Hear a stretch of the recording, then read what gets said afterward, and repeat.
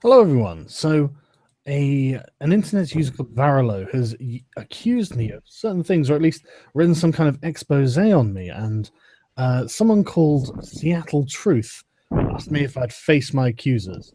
He isn't here yet, but we're expecting him to turn up. But I thought I'd face my accusers. So this should be probably rather boring when you guys find out exactly what's happening. But I think it'll probably be interesting for anyone who's aspiring to be an indie dev and wants to know how UK company law works. So there should be at least some information here that could be useful for you guys. But right, the article in question is in the description, so you can go and have a read of it. So Varelo, let's start at the beginning then.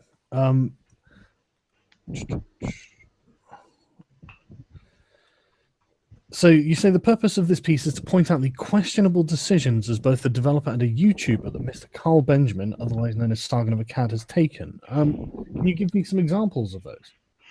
Well, the examples are pretty much right there in the article. I divide it into, and I'm using the term article quite freely. It's more of a blog. Yeah, it's a thing rather than. Yeah, it's a thing that's a good description. And I've simply pointed out things that I found concerning, including from the YouTube and from a game developer perspective. Okay. If you take a look at the article, and I'm going to be interested in to see what specific things you either think I got factually incorrect or disagree with. Yeah. If you take a look at it, the first part, which is YouTube, I clearly state that is taking certain things that happened and almost from an opinion standpoint giving my opinion, while the developer part is more based on facts, or at least facts that both I found or were presented to me. Mm-hmm. So which one do you want to go into first? Well, we'll start with the YouTube stuff, since that's the first in the article. All right, go ahead. What did you take issue with? Well, why don't you explain your position to me rather than me taking it? I mean, I could go through with a fine-tooth comb and take issue with a lot of things, but I'd like you to present your case, if you don't mind, because people listening would like to hear that, I think. Oh, okay.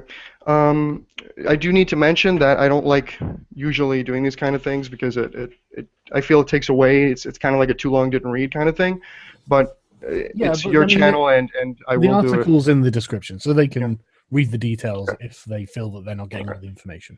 So if we go through the article itself, I state that it seems from the beginning of Gamergate itself, one of the first things that you did was you talked about Digra. I don't know if it's Digra or Digra. I don't know how they pronounce it, but I normally call it Digra, but yeah. So you did a lot of digging into Digra, and you presented the idea that, hey, what's happening with the Gamers Are Dead article, what's happening with these people who are attacking us, it's, it comes, one of the sources where it comes from is academia and this social justice ideology that is taking a hold of not just academia, it's now spreading into gaming, and you establish some pretty interesting connections between the three. And as time has gone on, I feel that you've kind of abandoned more of that and have gone more for it's just about ethics. That's entirely deliberate. So it's not that it's spread. That makes it sound like it was involuntary and accidental. They are deliberately trying to push feminism into gaming. I'm aware. Yeah. I'll be doing a retrospective on the Playful is Political at some point, because now that we know so much more about what's going on than we did at the time, it's very interesting. But the point is, the person in that discussion was Adrian Shaw, who is a Digra member, although the paper referenced wasn't a Digra paper. But the paper that we're talking about that she'd written... Can I cut in real quick? Which video we're talking about? Because I linked multiple ones. I don't know. Probably... I think it was How Digra Caused the End of Gamers. Okay. It was actually my mistake to say Digra. She is a Digra member, but it wasn't a Digra paper. I should have actually been more astute on that one. But nevertheless, she is a Digra member, and her and Shira Chess, who again is a Digra member, are at this roundtable discussion, trying to use Silverstring Media's PR connections to push feminism into gaming. And her article, I can't remember the title of it exactly. Do you identify as a gamer? I think it is I think directly that's what it is. directly linked in Dan Golding's Tumblr post, and the Dan Golding's Tumblr, it's the intellectual validation and justification for his Tumblr post, and his Tumblr post was linked in most of the Gamers Are Dead articles. This is what there is a direct connection there, but the thing is, what more needs to be said about that? We know that they are trying to push feminism into video games using their connections through the media. The thing is, I mean, what do we actually say about Adrian Shaw that's wrong? I mean, what's the accusation there? It's you're trying to push your agenda into games. It's like, well, of course I am. Of course she is. Like, she's an academic feminist. There's no doubt that is going to be what she wants to do. The issue is to deal with the journalists and how they are allowing agenda pushing, and obviously they are. And the best way to combat them is to demand ethical standards of them. Well, I understand that. I do disagree. I understand, but I disagree. I believe, first of all, I agreed with your earlier assertions when it came to Digra and it came to these people not trying but actually pushing their ideology, their social justice and all of that, feminism, whatever people want to call it, pushing that into gaming and trying to control the narrative. The reason I don't think it can just be resolved with simply codes of ethics, for example, is because all of these journalists, it's not a coincidence, they're all social justice warriors. All of these people that are fighting against us directly, not the people who don't know about it and are just, heard Gamergate is bad and wrote about it. I'm talking about the people we're fighting. They're clearly of a specific ideology. And that ideology... Of course. Hang on. Right. Is there anything about my channel that you think in some way that I sympathize or side with feminist or social justice warriors? No. Well, exactly. So I don't know why you would ask that. Well, the reason I ask that is because I'm surprised that you don't think that... I mean, why do you think that I'm more interested in ethics when it comes to Gamergate? I don't understand the question. Well, instead of trying to make it a feminist issue about feminism and ideology, I'm interested in discussing violations of ethics in games journalism, which I know it sounds silly, but if we make it so it's not silly, then it won't sound silly, And, well, I mean, why do you think I'm more interested in talking about that than feminism? I mean, it would be a lot more to my advantage if Gamergate was about feminism, because, by God, I'm a fucking expert in this sort of thing. So I would much prefer to talk about feminism rather than Polygon. But that's not really a win condition. That's why I don't. I have no interest in speculating about your motive. What I believe is that it's a fundamental flaw to specifically believe that just asking for ethics and codes of ethics and not fighting them and the ideology, directly, I don't think we can win in that manner. And when you say things like, for example, Gamergate has already won, we've gotten everything that we've wanted in not one, but 2 videos, and on the David Peckman show, I think that's just... It's my opinion. I think that Gamergate has achieved its objectives, and I think it's become a consumer watchdog. Well, I don't think there's ethics in game journalism, though. I don't see that. I mean, the same sites that we fought a year ago are now just bigger and are all in control. The majority of the people who were there still work there. Don't get me wrong. I'm not happy that certain people... Then how can we have achieved our goal if Gamergate was about ethics in game journalism and against censorship? The goal was to reform the industry, surely. The goal was to say, look, you people will have codes of ethics and you will stand by them. Now, I don't think it's been long enough to find out whether they have been standing by them or not. I mean, I think the whole point is that we continue to look out for things, journalistic malpractice, that they do, because then we can hold them to account to their own standards of ethics. That's why we wanted the fucking things, surely. But once again, codes of ethics were just bullet points. They weren't the goal itself. And saying that Gamergate has achieved... What's the goal itself? What's the goal itself? Ethics in game journalism was one of the main goals, and anti-censorship and removing these people from control and removing their ability to silence all. Hang on, right, okay. Anti-censorship, I think that's an ethics issue. I think censorship is an ethics issue. Getting ethics in game journalism, it begins with having... Well, not even begins. I think the major point is to have these sites enforce their ethics policies. And if they didn't have ethics policies to begin with, or very laissez-faire about their ethics policies, then I think, making them create new ones or at least update old ones and then stick by them is entirely the point of Gamergate, is it not? But the part of then stick by them is the part that we seem to have a disagreement. Well, okay, but what have they done wrong? What Nathan Grayson is disclosing his conflicts of interest, for Christ's sake. They're actually doing it. Leigh Alexander is begrudgingly disclosing her conflicts of interest. So, I mean, it's what else are we meant to do?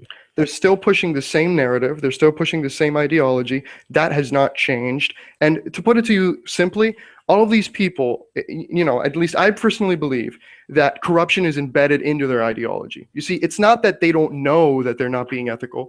It's that they have no interest in. To them, there's no conflict of interest. There's no problem with promoting first, let's say, a minority indie game developer, because they're helping the industry in their eyes. These people are fundamentally incompatible with ethics. And once again, I would never be as bold to claim that sites like Kotaku or Polygon are now ethical. Even if they write a little, codes of ethics and they write it, the people on top who are meant to enforce it, they're not really going to enforce it when things come, because we've seen that. We've seen that. This is why they have to be paid attention to, constantly almost. This is why Gamergate has to take the position of a consumer watchdog. Now, but claiming victory seems to be a little premature. That's absolutely a victory. I didn't say the war was over, but that was a battle won. Excuse me, you did say that Gamergate has achieved all of its objective, or most of them. You said that multiple times in all 3 videos, and I fundamentally disagree. Well, okay, we'll disagree then. Okay. That's, what do you want me to say? I think that as judging by objective ethical, like the ethical goals that the Gamergate was looking for, I think that they've achieved that. I don't see a problem with what Gamergate has achieved at all. And now, I'm not saying that the war against social justice is over. Of course it's not. But they're one and the same. No, they're not. That's the thing. Yes, they are. No, they're not. They're not. That's like saying the Battle of the Bulge was World War fucking... I can't even remember which World War it was now. But that's like saying fucking the Battle of Cannae was the entire Punic War. Do you believe social justice warriors can become ethical? Right. Do you believe that... Hang on. I think that what you need to do is think about what you mean by ethical, right? Now, if they are going to abide by the codes of ethics that their websites have, if that is the definition you're using of ethical, then yes, I think they will abide by those codes of ethics. And I think they will do it very begrudgingly. But do I think that they're good people? No, of course I fucking don't. Nothing to do with good people or bad people. Well, what I believe is that these people fundamentally are not compatible with the idea of ethics. And even if they do apply some little code of ethics, it'll just be used as a facade or some way to cover their tracks. These people want to push their ideology and they want to push their friends. I don't think that those people can be become ethical just because they write a little code. Like if you look at, for example, when Stephen Totilo talked to Total Biscuit, for example, and Total Biscuit was he completely went from what Patricia Hernandez did was really wrong to just an apology. He was fundamentally against that. You can't fix that. I think the only solution is not to look for people to try to update little ethics codes, because they're going to do the same thing behind your backs. They've already lost the trust of the consumer. They've proven they're not below that. The way to fix it is you burn it all to the ground and you build new media. Okay, actual new media, not old media that updates the little code of ethics. Yeah, but new media. But what do you think that actually involves? Do you think that we should gather a mob and storm Gorka? What? No, obviously not. I think you need to continue to... Go ahead. Sorry, well, no, you go ahead. We need to continue up. No, I'm not saying you need to storm the walls of Gawker. What I am saying is that you need to continue to point out that they're pushing ideologies, stop concentrating on who uploaded what code of ethics, and build new media and promote new media, actual new media, not old media that simply goes, oh, we're good now because we retracted this or because we said this. For example, Ian Miles Chung, the editor-in-chief of Gameranx, I don't believe that just because he did a quote-unquote apology that he's now to be taken seriously or his site is to be taken seriously. Because, again, if you go on his site, for example, and you look for an article about GTA 5 and you use the word transphobia, you'll still find that stuff there. And no retraction has been emitted, at least the last time I checked. I don't think these people are to be trusted. I don't care if they upload if they update their little codes of ethics, because it's been proven that these people will fucking do it anyway. The only reason we caught them is because they were lazy and it was out in the open.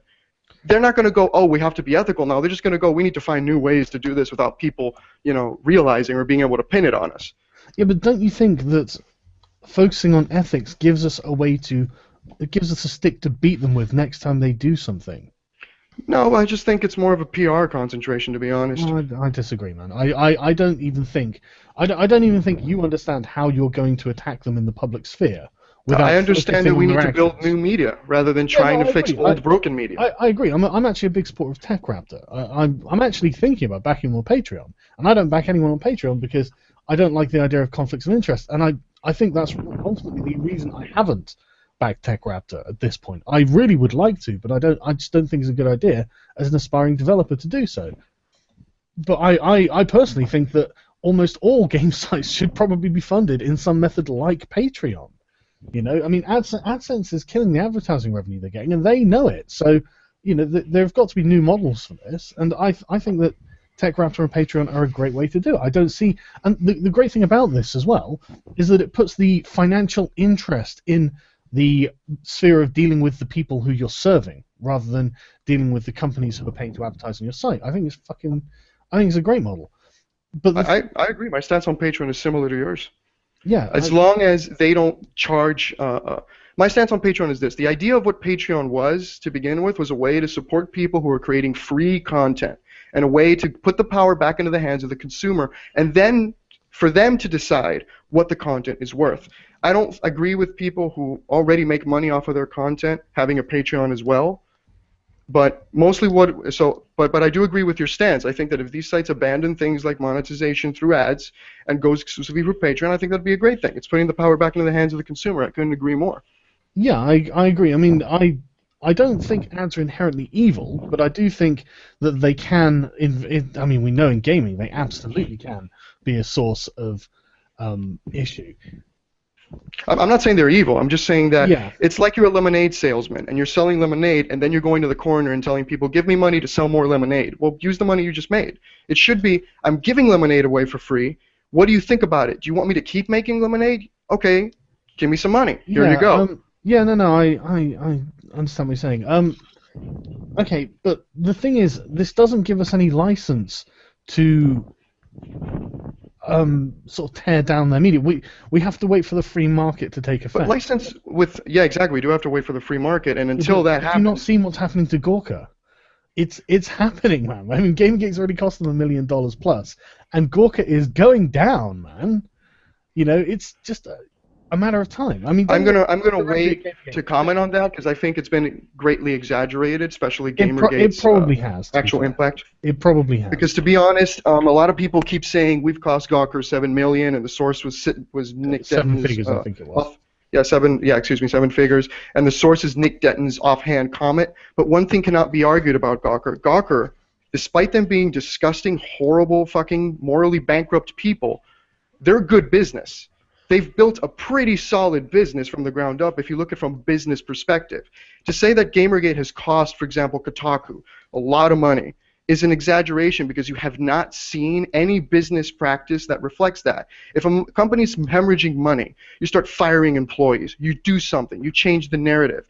Unless not you, obviously, but unless the people who claim this are stating that these people are just ideologues and they'll die, all of them with their ideology, which completely contradicts Gawker's history. They're a good business. They've made a lot of money and grown from the ground up. And secondly, Kotaku's traffic is up. Just in July, I did a video about this. July 1st, Kotaku's number 4 in the top, according to a source that I linked there, according to the not according, excuse me, but they're number 4 in gaming website traffic behind GameSpot, GameFAQs, and IGN, companies that are much larger and they shouldn't even be able to compete with. Yeah, so again, if we've done our job and they're dying, why is it that they have more people looking at them? Look, Kotaku is a clickbait site. Sorry. Hello? Yeah, sorry, I cleared my throat. Look, right. Gorka specializes in clickbait. There's nothing you can do about that. There's And there's no way that they won't get clicks. They know what's alright to get idiots to share and to click on what they're doing. That's there's nothing we can change about that. We can beat them with a giant fucking stick whenever they violate their own code of ethics. What do you mean? You mean beat them with a big stick and Okay, show the first of all- public and show First the of all, public? it was not Gamergate that caused damage the second time Who's this? around. It was the social justice warriors themselves. Yeah, so the okay, claim their hang on a minute, man. Hang on. Sorry. Who's this? Sorry for interjecting there. This is Seattle Truth, someone who demanded I face my accusers, and that's why I've got him in. Well, if he has something to accuse you with, then you can have a conversation with him. I'll wait. Okay, Seattle Truth, do you have anything you particularly want to say? Yeah, well, first of all, I'm not the one that's been doing the digging here. I just read the thread on it today. I Right. did accuse you of some things on Twitter, I believe. I'm not sure what my exact accusations were. I believe I called you a fraud. Okay. So let's go over some of these accusations. And Yeah. so, first of all, was your game development company, which you were a development for, legally dissolved before you held the Kickstarter for said company? No, that happened afterwards. It happened afterwards, so... Yeah. Do you want to know how these things work in British law? Yes. Can I interject real quick? Can I sure. interject? Seattle, with all due respect to you, if we're going to go over the things that I wrote, shouldn't I be the one asking them? Yes, you should. I didn't know that you're Verilo. I definitely agree. You should be the one... So I think you should hash out whatever issue you have with Sargon that is separate from me, and then I'll... No. Well, I didn't have... Well, I do have some personal questions for them, and I think that's a better way of addressing it, because I don't want to address your work. You're the best one to go Okay, about should we go over the personal questions first, then?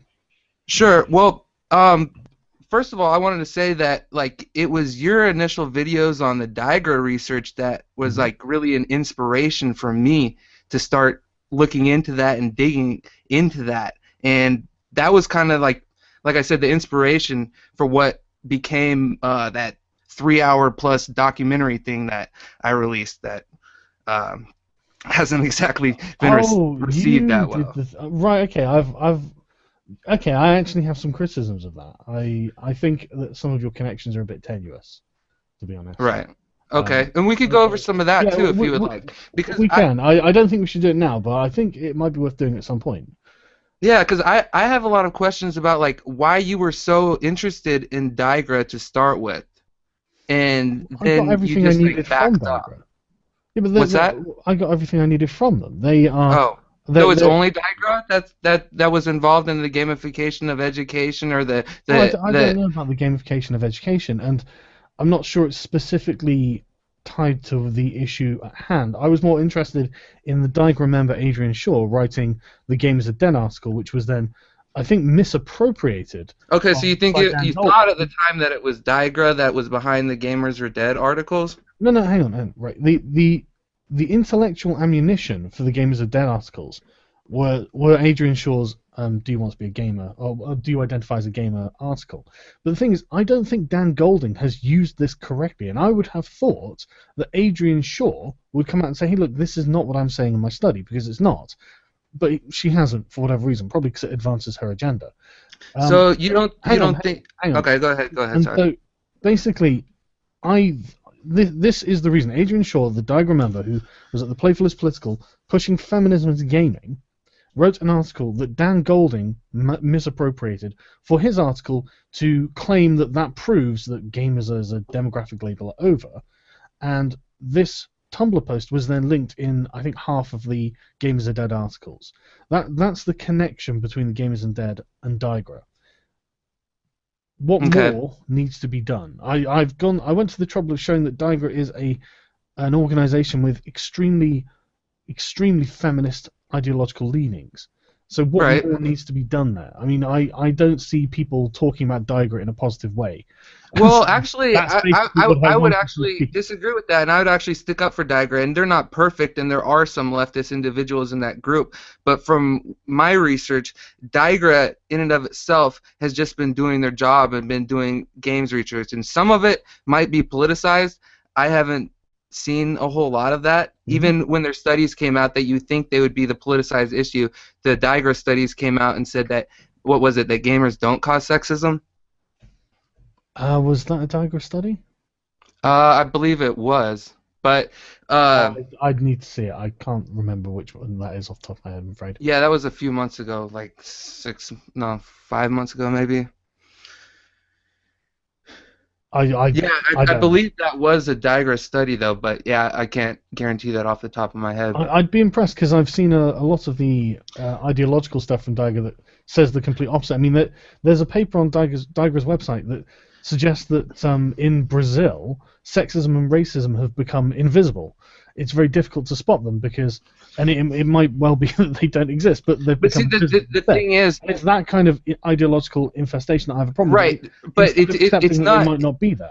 With the thing with Digra is it's not a total infestation, and they're not totally doing bad things. They're just doing their job, but they're not the final boss in this gamification battle. They're only one arm. They're only the research arm, and they're only one of the research arms. They have the MacArthur Foundation, they have Microsoft Research doing it, and they have MacArthur Foundation, which Jonathan McIntosh has been working with since 2007, which his mentor, which McIntosh has been tweeting about her work regarding this issue.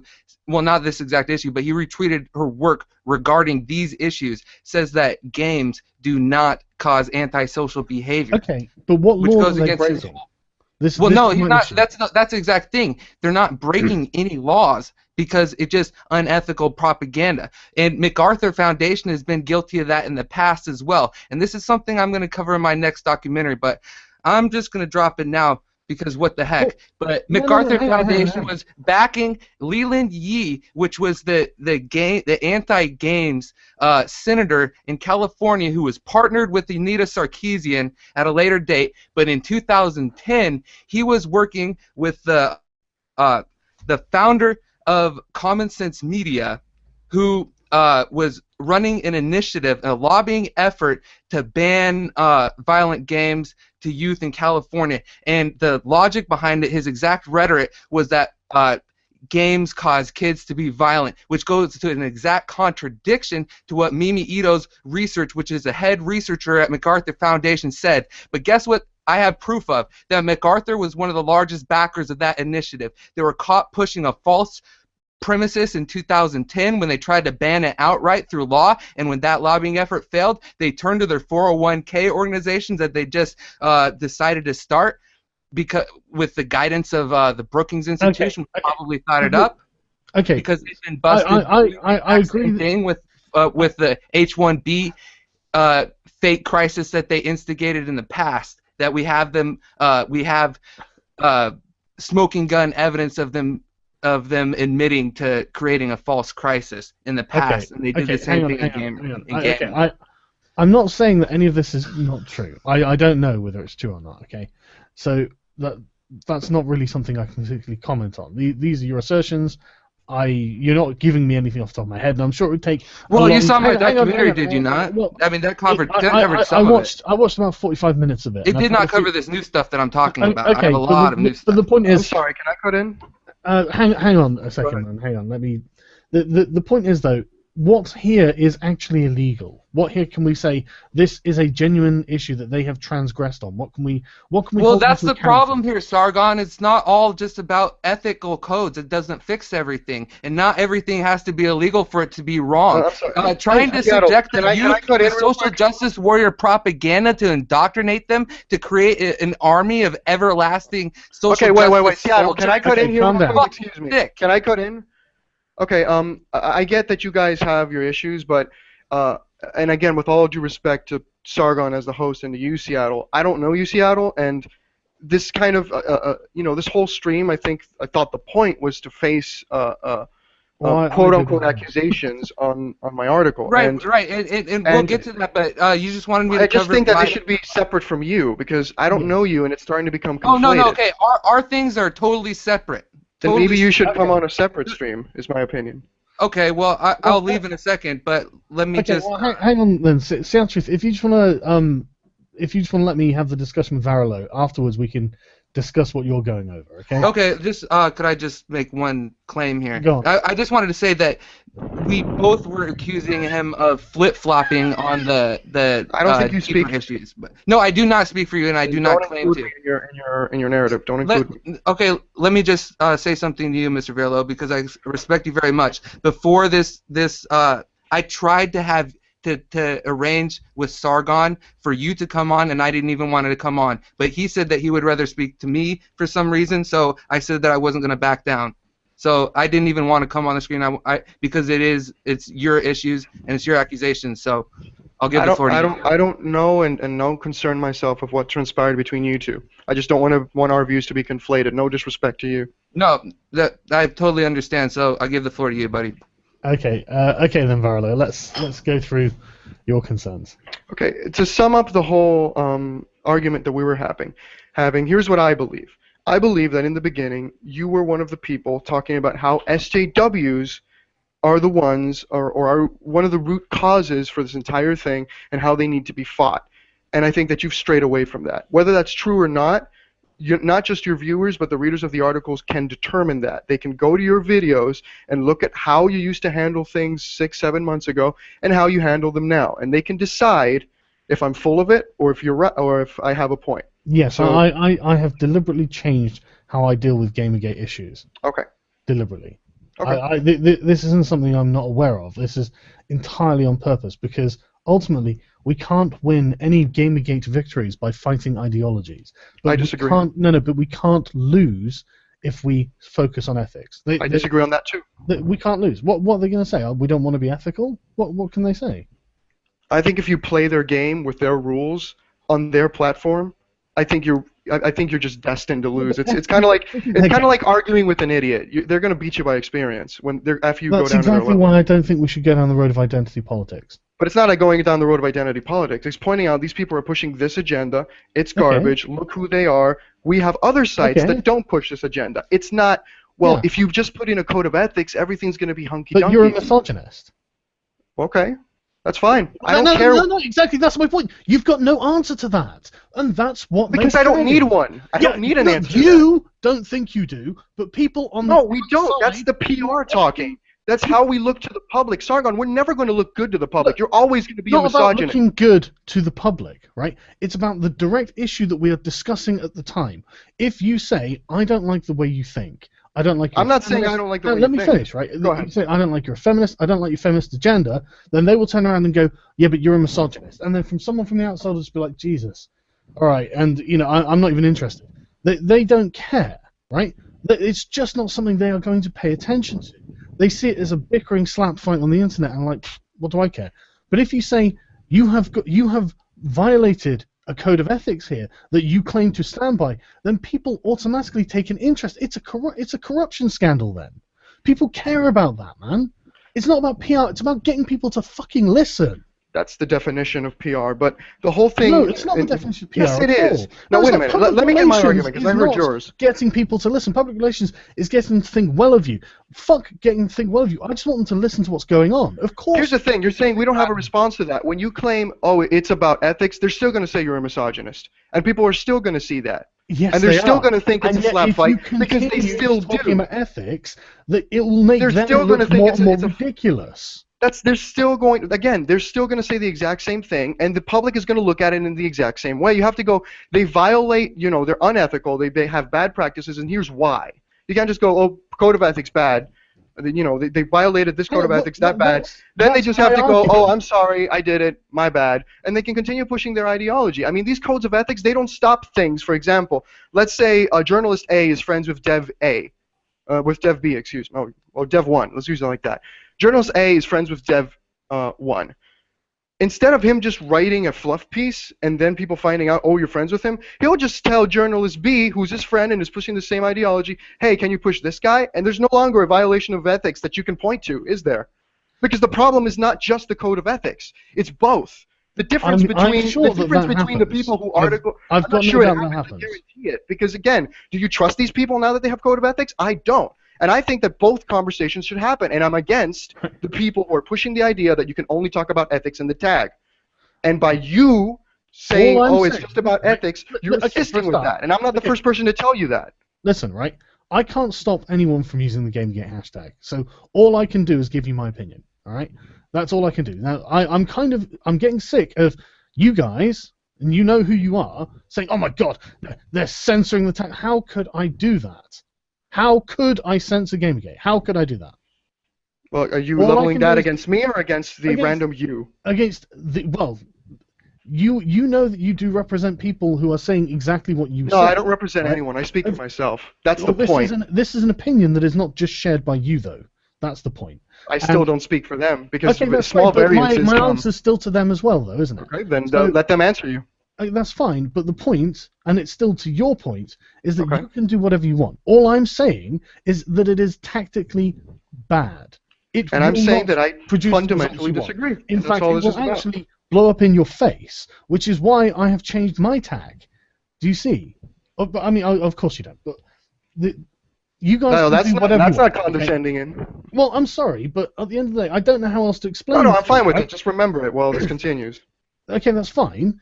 But the point is, you want something to happen, right? You want something to be done about, say, Nathan Grayson and Stephen Stillo. I want that too, right? But we can't just say, look, they're social justice warriors. That is not going to make anything happen. Agreed. And and as soon as we say that, anyone outside of the issue who might take an interest in the issue, who Who's might a be social another- justice warrior? That's the might- question they ask. No, they don't. They just go, "Pfft, I don't care. They You have very little faith in people, man. I think I'm quite realistic about what they act like. I've spoken to quite a few people who's just like, well, I just don't really care about the issue. You know? Well, you think they'll care when it's just about ethics? Well, I think people care. I mean, it's more totally- about it's totally corruption not- scandals. I really do. Well, I think that Gamergate has, statistically speaking, gotten a lot smaller throughout this year, and the more we've adopted this ethics-only policy, the less people are listening. So, you know, if you want to Why say, has Kotaku if you want to actually grown by say 10,000 that ethics people only then? is the way, that's fine, man. But I'm Yeah, saying but why that it has doesn't look Kotaku like actually that. grown by 10,000 people in the last few months? Well, again, the boards seem to be down. The active users everywhere seem to be down. The tweets with Gamergate seem to be down. What is this growth you're speaking of? Okay, hang on. I'm not surprised the tweets are down. Okay, I'm absolutely not surprised. I mean, for example, there are 47,500 people now subscribed to Kotaku in Action. That doesn't mean they use it. I'm subscribed there, and I haven't used that site in I haven't used that subreddit in 8 months. Yeah, but it does kind of declare that you're interested in the subject, doesn't it? So we're going with, oh, I'm subbed. That means that it's interest. That's what we're going with, really. I prefer people who are doing stuff, Okay, not a number. okay. That's your preference. What do you want me to say? That's not my I don't know. preference. That seems to You be. just said you prefer it. So look, man, right? That you can only carry on with this sort of level of energy for so long. This is why on Twitter it's died down to sort of a background buzz. It's died down because people have forced one narrative over the other and have said you can't talk about this, and you said, and not you, excuse me, and have said no, this only about ethics, go away. And the people who had their initial No one interest has said go away. and ripping the problem from the source, those people have left. It's not just lack of energy; it's bad management. It's a hashtag, so I'm not surprised it's being poorly managed. Well, again, when people are stating that you can't say, people who have the most followings and the biggest people say this is what you have to talk about, unfortunately, because of the cult of personality, whether that person be right or wrong, they're going to listen to them. So okay, I'm not declaring just what saying other that. people must talk about. I'm saying that what I'm going to talk about. And when it comes to Gamergate, I'm going to talk about violations of journalistic ethics because that is something that my opponents can't refute. They okay. just have no And when it comes to the refutation. article, all I said is that that's not what you initially were about, and you just confirmed it. So No, there's no reason to absolutely. bicker over it. I've changed my tactics and my strategy on this. Okay, there was no reason to bicker about that. Well, and let's move on. Okay. So what else? So what else is in there that you'd like to address?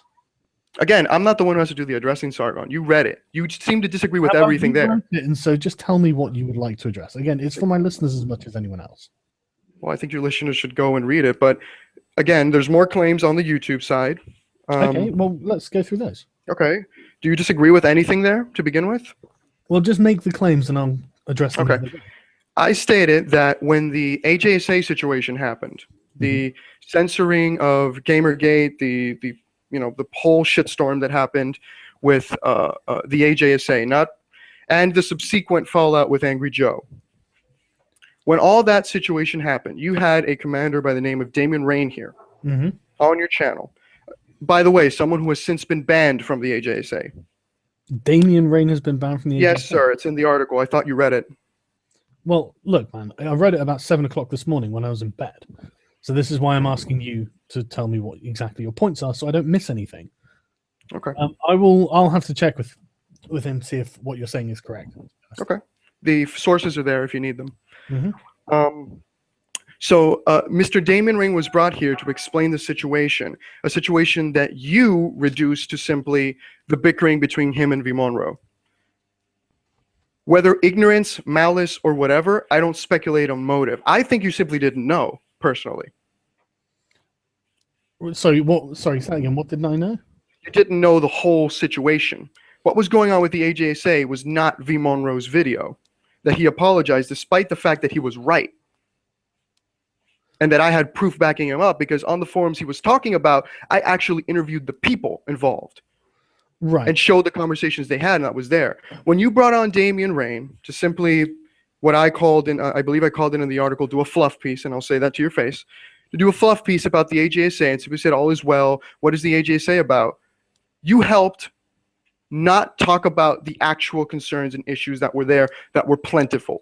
Okay. That's another thing I point out. I'm concerned about your suggestion of censorship on the AJSA forums. Go ahead. As I understand it, they had a Gamergate thread that was open for months. Is that not correct? I don't know the exact time frame, but I believe that is correct. So, I mean, that seems like they weren't censoring discussion of Gamergate. When you close down said forums and ban people for being pro-GG, that is the definition of censorship. Isn't that the exact same thing that happened in all these other... People were being banned for being pro-GG. Well, I fundamentally disagree, and I have the evidence to prove it. Okay, well, okay. And as I understand it, the thread had gone on for a long time and had effectively degenerated into a point where no further useful information was being given, and so they decided to close it. Now, I don't. The users in that same forum claim that is a lie. Okay, well, I'm not. I don't know, but I'm just saying that I don't particularly agree with even locking the thread. I would just let it peter out into whatever bullshit. But that's not my forum, so I don't make that call. But I think leaving the thread open for months. I think that kind of speaks. Sargon, censorship doesn't have a time frame. If you leave it open for X amount of months and then close it, it's still censorship. I don't know what your argument is. I don't think it is censorship, man. I think it's censorship when you're not allowed to discuss something. You're not allowed to discuss something. That's why they closed the thread. The first thing they did is they closed any replica thread and they merged it all together into one big GG thread, and then they closed that and banned any conversation of GG. Yeah, that's the exact same thing that happened. Long enough that it's been open that the issues can be discussed. 3 months. People should be able to discuss whatever they want, whenever they want, on a community that is supposedly made for them. What is your claim? My claim is that it's actually a private community and they can administer it as they want. And I think absolutely they can, but when they specifically state in their mission statement and in their rules that they're a community for you and we are interested in what you want to discuss, they're lying. And all I did was point that out. They have the legal right to do whatever they want. I'm not. Honestly, I never questioned that. So did Reddit. So did all of these other sites that censored Gamergate. They had the legal right too. There's a great difference between how Reddit. Listen, right? There's a big difference between how Reddit and 4chan did it and how the Angry Joe Army did it, right? They didn't allow 3 months worth of discussion prior. Okay, that's the issue. After long enough, they can be like, look, we just don't think this is going anywhere. We're going to close this thread. You've had plenty of time to hash out your issues, and we didn't want it polluting the rest of the forums. We just wanted the discussion here. I don't think that's unreasonable. I think that when you have a platform because, for example, if they were to ban right now on if they would have closed down the Kotaku in Action subreddit, you'd be fine with that under this logic, correct? If they were to go and ban it, there's no problem about that. Hell, the whole thing that happened with Reddit subreddit is entirely devoted to Gamergate. Let me finish the point. If they go ahead, the whole Reddit revolt thing where they close all of those subreddits, hey, they were out for a long time, so that's not censorship. That was correct too. That's what you're saying, right? Right. How is it different, Sargon? Explain instead of just condescendingly laughing. It's different because the AJSA isn't a place to debate these things. Yes, it is. No, it's not. It's a gaming forum. excuse me, in their forums, I don't know if you're familiar with the rules, and it seems to me that you're not familiar with the issue itself, which is what I took issue with, you bringing forth a specific person to present a specific narrative without being aware of the entirety of the thing, which you clearly are not. In their rules, they state they're a community for the gamer to talk about anything gaming related, anything, and that they're a community about you, the user. They have no agenda. They're not pushing anything. That you can talk about whatever you want. They fundamentally violated their own rule. From a legal standpoint, they had the same right as Reddit does of closing certain subreddits and forums. They have the same right. It's the same case. Just for some reason, we didn't have the conversation about the AJSA, but we did have the conversation about other sites. Okay. And what I'm presenting to you, because that has nothing to do with you, what I'm presenting to you specifically is that you helped push a narrative without being aware of the entirety of the situation. And it seems that claim is factual. Well, I think that what you're doing is taking this example and taking it out of the context that it was in. They're not Reddit, right? Reddit prides themselves on being an open platform for anyone to discuss. No, well, I disagree. I think they're gaming. Well, again, it's not agreement or disagreement. It's facts. I suggest you go read their rules.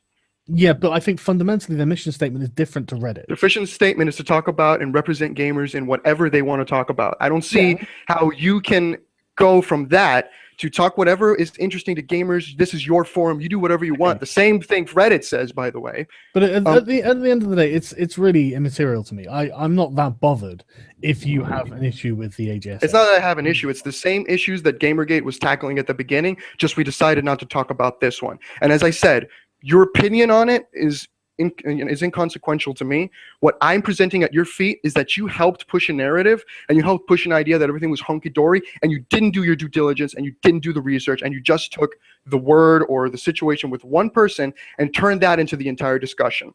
No, that's what I'm presenting to you. Do you disagree? I was aware of your... No, I disagree completely. I'm fully aware of who you were before I had the interview with them. I'm aware of it. Yeah, exactly. And I disagree with you. I think... Did you watch the entire playlist real quick? No, I didn't watch the entire. So how can you disagree with me if you don't know my claims? Because you've just made them and I disagree. I haven't made 4.5 hours of claims here, Sargon. Okay, but you can sum them up into what you're saying now, can't you? Surely. Listen. Okay. Right. So you disagree with me, so you decided to just present one side. All right, I'm sorry, go ahead. Go ahead. I think it was actually surprisingly open-minded of the AJSA to allow this conversation to have taken place at all. Okay? I think, given what I know of Angry Joe as well and the circles he travels in, I think it's actually very open-minded of these people to have allowed any kind of debate on Gamergate on their forums at all. And I don't think we need to beat them with the same stick that we can beat Reddit with, because they are not as Reddit is. They are not as 4chan is. They are a gaming community. They didn't have to host any of this. Okay? So if you disagree, then disagree, man. If you think, well, I'm not holding them to their own mission statement accurately or stringently enough, then think that. But I don't think that we need to be. And I think, honestly, you probably run the risk of exiling a lot of people from the discussion who may well be on your side because of this hardline stance. It's, you know... Because of what, excuse me? Because of your hardline stance on this. It's not really a hardline stance. It absolutely is a hardline stance. So people were banned, still are being banned, might I add. You know, after Mr. Damon Rain, the pro Gamergate commander that you brought on here, that Monroe prides himself of converting, after that guy was on here and all that shit happened, they were still being censored. They were still being banned because GG. They called on that thread, and you can go read it. You can go to that thread and you can watch how they said that things like Kotaku in Action, which you pride yourself in saying is the hub of Gamergate, was propaganda.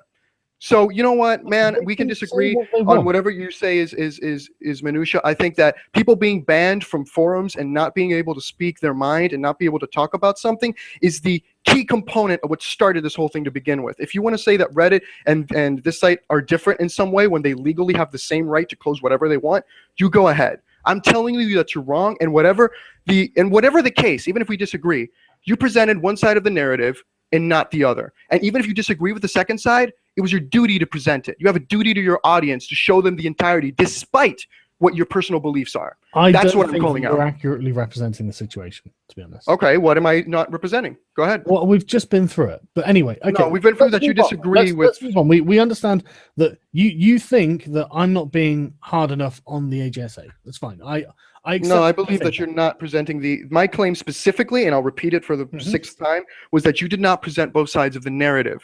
And you just admitted that you knew I thought it was because you didn't know, and you just admitted that you knew. You just voluntarily took a choice not to present the accurate, what was actually going on, and just Okay, but the thing is, I don't think that what you're saying is necessarily accurate. Can you disprove anything I've said? Well, not off the top of my head, no. Well, then when you can, come back to me. Well, then, okay, fine. Let's move on to the next bit then, shall we? Go ahead. Well, no, you go ahead. It's your accusations. So that's the end of the YouTube section. Yes, that's the end of the YouTube section. Okay, let's move on to the next bit then. Okay, so in the next part, I talk about. Can I use your real name? If you want. I talk about Coward Benjamin, the game developer, and make the distinction that your Sargon persona and Carl Benjamin are two different people. They're actually a lot closer than you might think. I'm not saying that they're different in that sense. I'm just saying that you were someone before Sargon of Akkad. You're not just I'm still the same person. Yeah. Okay. Well. So what I specifically present is I talk about in detail your Kickstarter Necromancer. Yep. For the project Necromancer. And I point out a couple of things about it.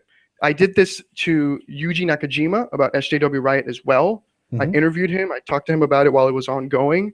And I pointed out the things in that article that I thought were incorrect. Because as consumers, it's our duty to do that. Okay? And I state that because, again, this is all seeming like... this is why I've got you on this thread now. It's fine. Okay. So... No, it's just some people, I'm not saying you, but some people seem to think that I'm just, this is a hit piece and accusations are there to hurt. I'm just pointing out things that seem to be questionable in my regard, and I'm here to face you. I think a lot of people have taken it directly as accusation. I mean, people on Twitter definitely tweeting at me. How do you take it? Honestly, I just think that you don't really know why any of these things are as they are. But I'll tell you, it's fine. Well, we're about to find out. Yeah. So, the Kickstarter itself, I state the facts. It was, you asked for 8,000 British pounds, which is about $12,000 approximately. I don't know the exact conversion rate. Yeah, it's roughly. It's about $12,000. And I stated that I had certain concerns with the Kickstarter itself. I did the same with Yuji Nakajima. Nobody had a problem. What are some of the concerns? Did you back us just out of interest? No, I didn't back you. Okay. I was unaware. I would have if I would have known about the actual situation. I don't if. Does that make my claims any less valid? No, not at all. I just think it's important that people are aware if this is a backer concern or if this is just independent concern. Okay. It's an independent concern for full disclosure. I do say I would have backed it if I would have known. Now, the game itself, first of all, you asked for a certain amount of money. I have a very specific stance on Kickstarters, okay? So I have to explain that before I get into this. I believe that when it comes to, I don't like Kickstarter to begin with, because I believe, as an indie game developer as well, I believe that the way to approach this is to create content for free and allow people to determine how much you're worth. That's why I think things like Patreon were the future before crazy fucking feminists got $14,000 and stuff like that for doing nothing. That's just my personal stance. You don't have to agree with it. That's my stance. So I don't like Kickstarter because it's kind of like people buying stock without getting stock. It's pretty much just giving money for an idea without actually seeing anything in return. In your case, that's not entirely accurate. They will be getting a copy of the game. So okay, they will be getting a copy of the game. I hope they do. I really do. Okay. I never said they wouldn't. I just said they haven't. And the initial goal was May 2014. Yeah. So that is a fact. You missed the deadline. I don't think there's an argument there, right? There's no doubt about that, but I can tell you why in a minute. Okay, well, we'll get into why. I didn't speculate motive. That was the whole point. I just pointed out that fact. The why, that's up to you. And you explain that in your updates. And you say, with the exception of one that's locked to backers, so I couldn't see that one. But you explain it in your updates and so forth. Now, I didn't actually realize I had a backer-only update. There was, I think, the third one. Right, that was probably my mistake. Sorry about that. That's okay. You have your right to do that. I speculated privately that it was you explaining the whole situation and the private of it to your backers, which is okay. That's fine. You don't. have to do that to the public. I'm not questioning that. Mhm. So I point out that. I point out the fact that it doesn't, in the Kickstarter, there's nothing saying where the money is going. Like why is this arbitrary amount? It doesn't say we're going to be using this amount and this, we're going to be using this amount and that. There's no breakdown. There's none of that. Whether that's necessary or not, that's up to every single person. That's why I explain my stance on Kickstarter first. I believe that if you're going to ask people for money up front, you have to do that. You have to tell them this is what we're using it in. This is how I justify that amount of money. And furthermore, because the Kickstarter, the goal was 1 month after, because it was funded in April and the estimated delivery was May. An estimate can mean maybe 2 months after tops. That's what I personally use. Yeah, no, okay. So you're asking for $12,000 in a game that's going from 1 month to another. What that tells me is that the game was mostly finished. If you put that small of a deadline, it means either you have the game pretty much finished or it's a miscalculation on your part. Either one, I'm not speculating. Okay, well, I can Go ahead. tell you exactly what's happened here. Okay. I'm not going to lie. There was a lot of miscalculation on my part. As everyone knows, I'm sure this is the first game that I've been developing properly, and so I was wildly optimistic. I won't lie. But this situation wasn't helped by our artist quitting directly after the Kickstarter was successful and trying to extort us for money. So I became the artist. This is one of the primary reasons that there's been such a long delay, is that I've been the one making all of the levels and trying to make everything look good. And I'm no artist, so I've had to learn a hell of a lot by doing it. Are you, I don't know what part of the industry or what industry exactly you work in outside of the indie stuff. So I don't know if you've ever held the role of a project manager. No, I haven't. Okay, well, then let me explain a little bit. What a project manager does, in essence, is that, well, they manage the project. And what that means is that they allocate human resources, time, and money. That's their main thing, having to manage how everything's going to work. What I point out in the article, which I suspect was one of the things some people took issue with, was that if you were to be working as a project manager in any company in the world, and you would have given an estimate, because the project manager is the one who usually decides the estimate unless the client wants it in a specific amount of time.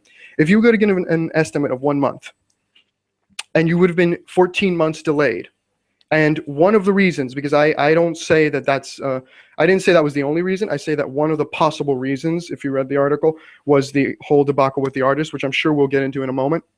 Mm-hmm. But if that is the reason, as a project manager and someone who is managing, their project, someone who's taking things seriously, you always have to have someone on speed dial, the number 2 person who won in, to be that artist. I don't know your relationship with this person. You claim that you worked with him for 2 years. Yeah, we had been working with him for 2 years. So everyone misjudges people, I guess. But honestly, it came as a massive surprise. And frankly, I'm not blaming you for that. Yeah, but honestly, right, I was actually really, and I was really genuinely disappointed in him, because we thought we were friends with him.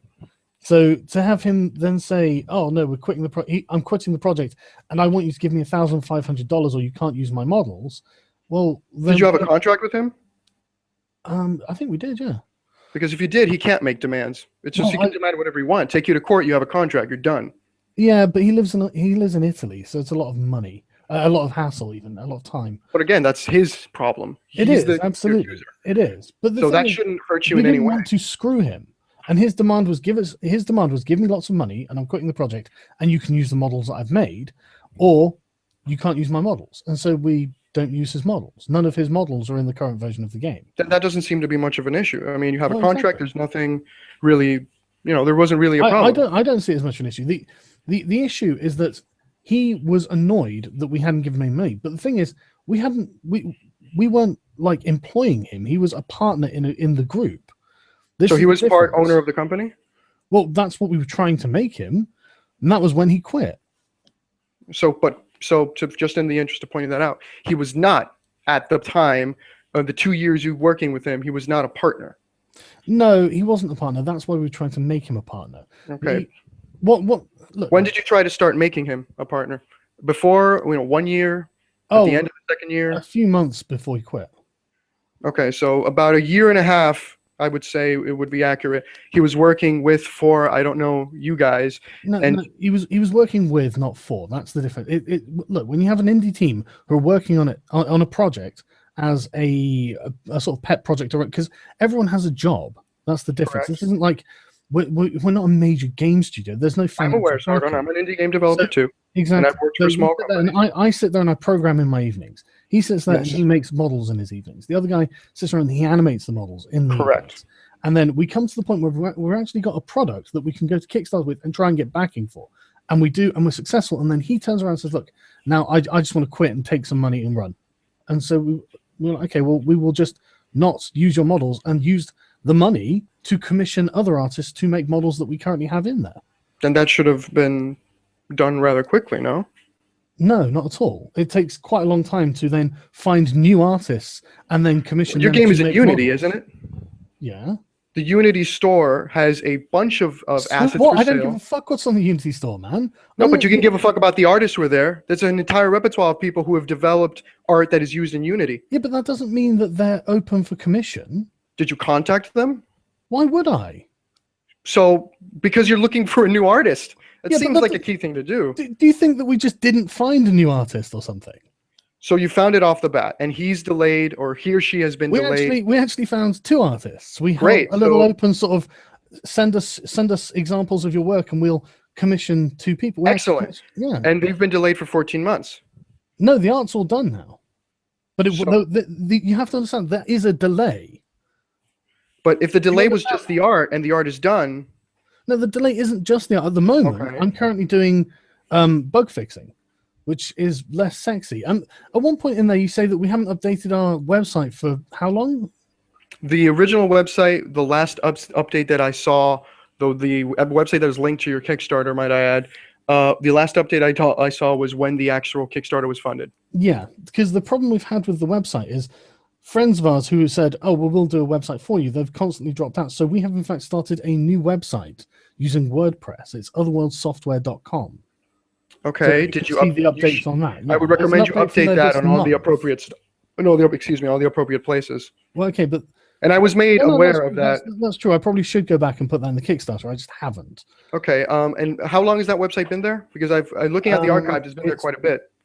February this year, I started it. Okay, so maybe at some point you should have updated that so that Yeah, people no, I could launch should. it. I should. Okay. Sure, I should. And furthermore, that website is just a blog. It doesn't contain forums, does it? No, it doesn't contain forums. Wasn't one of your rewards the specific rank on your quote-unquote forums? Absolutely was. The forums do no longer exist, so They do not. that's just they got that reward for a couple months and that's it.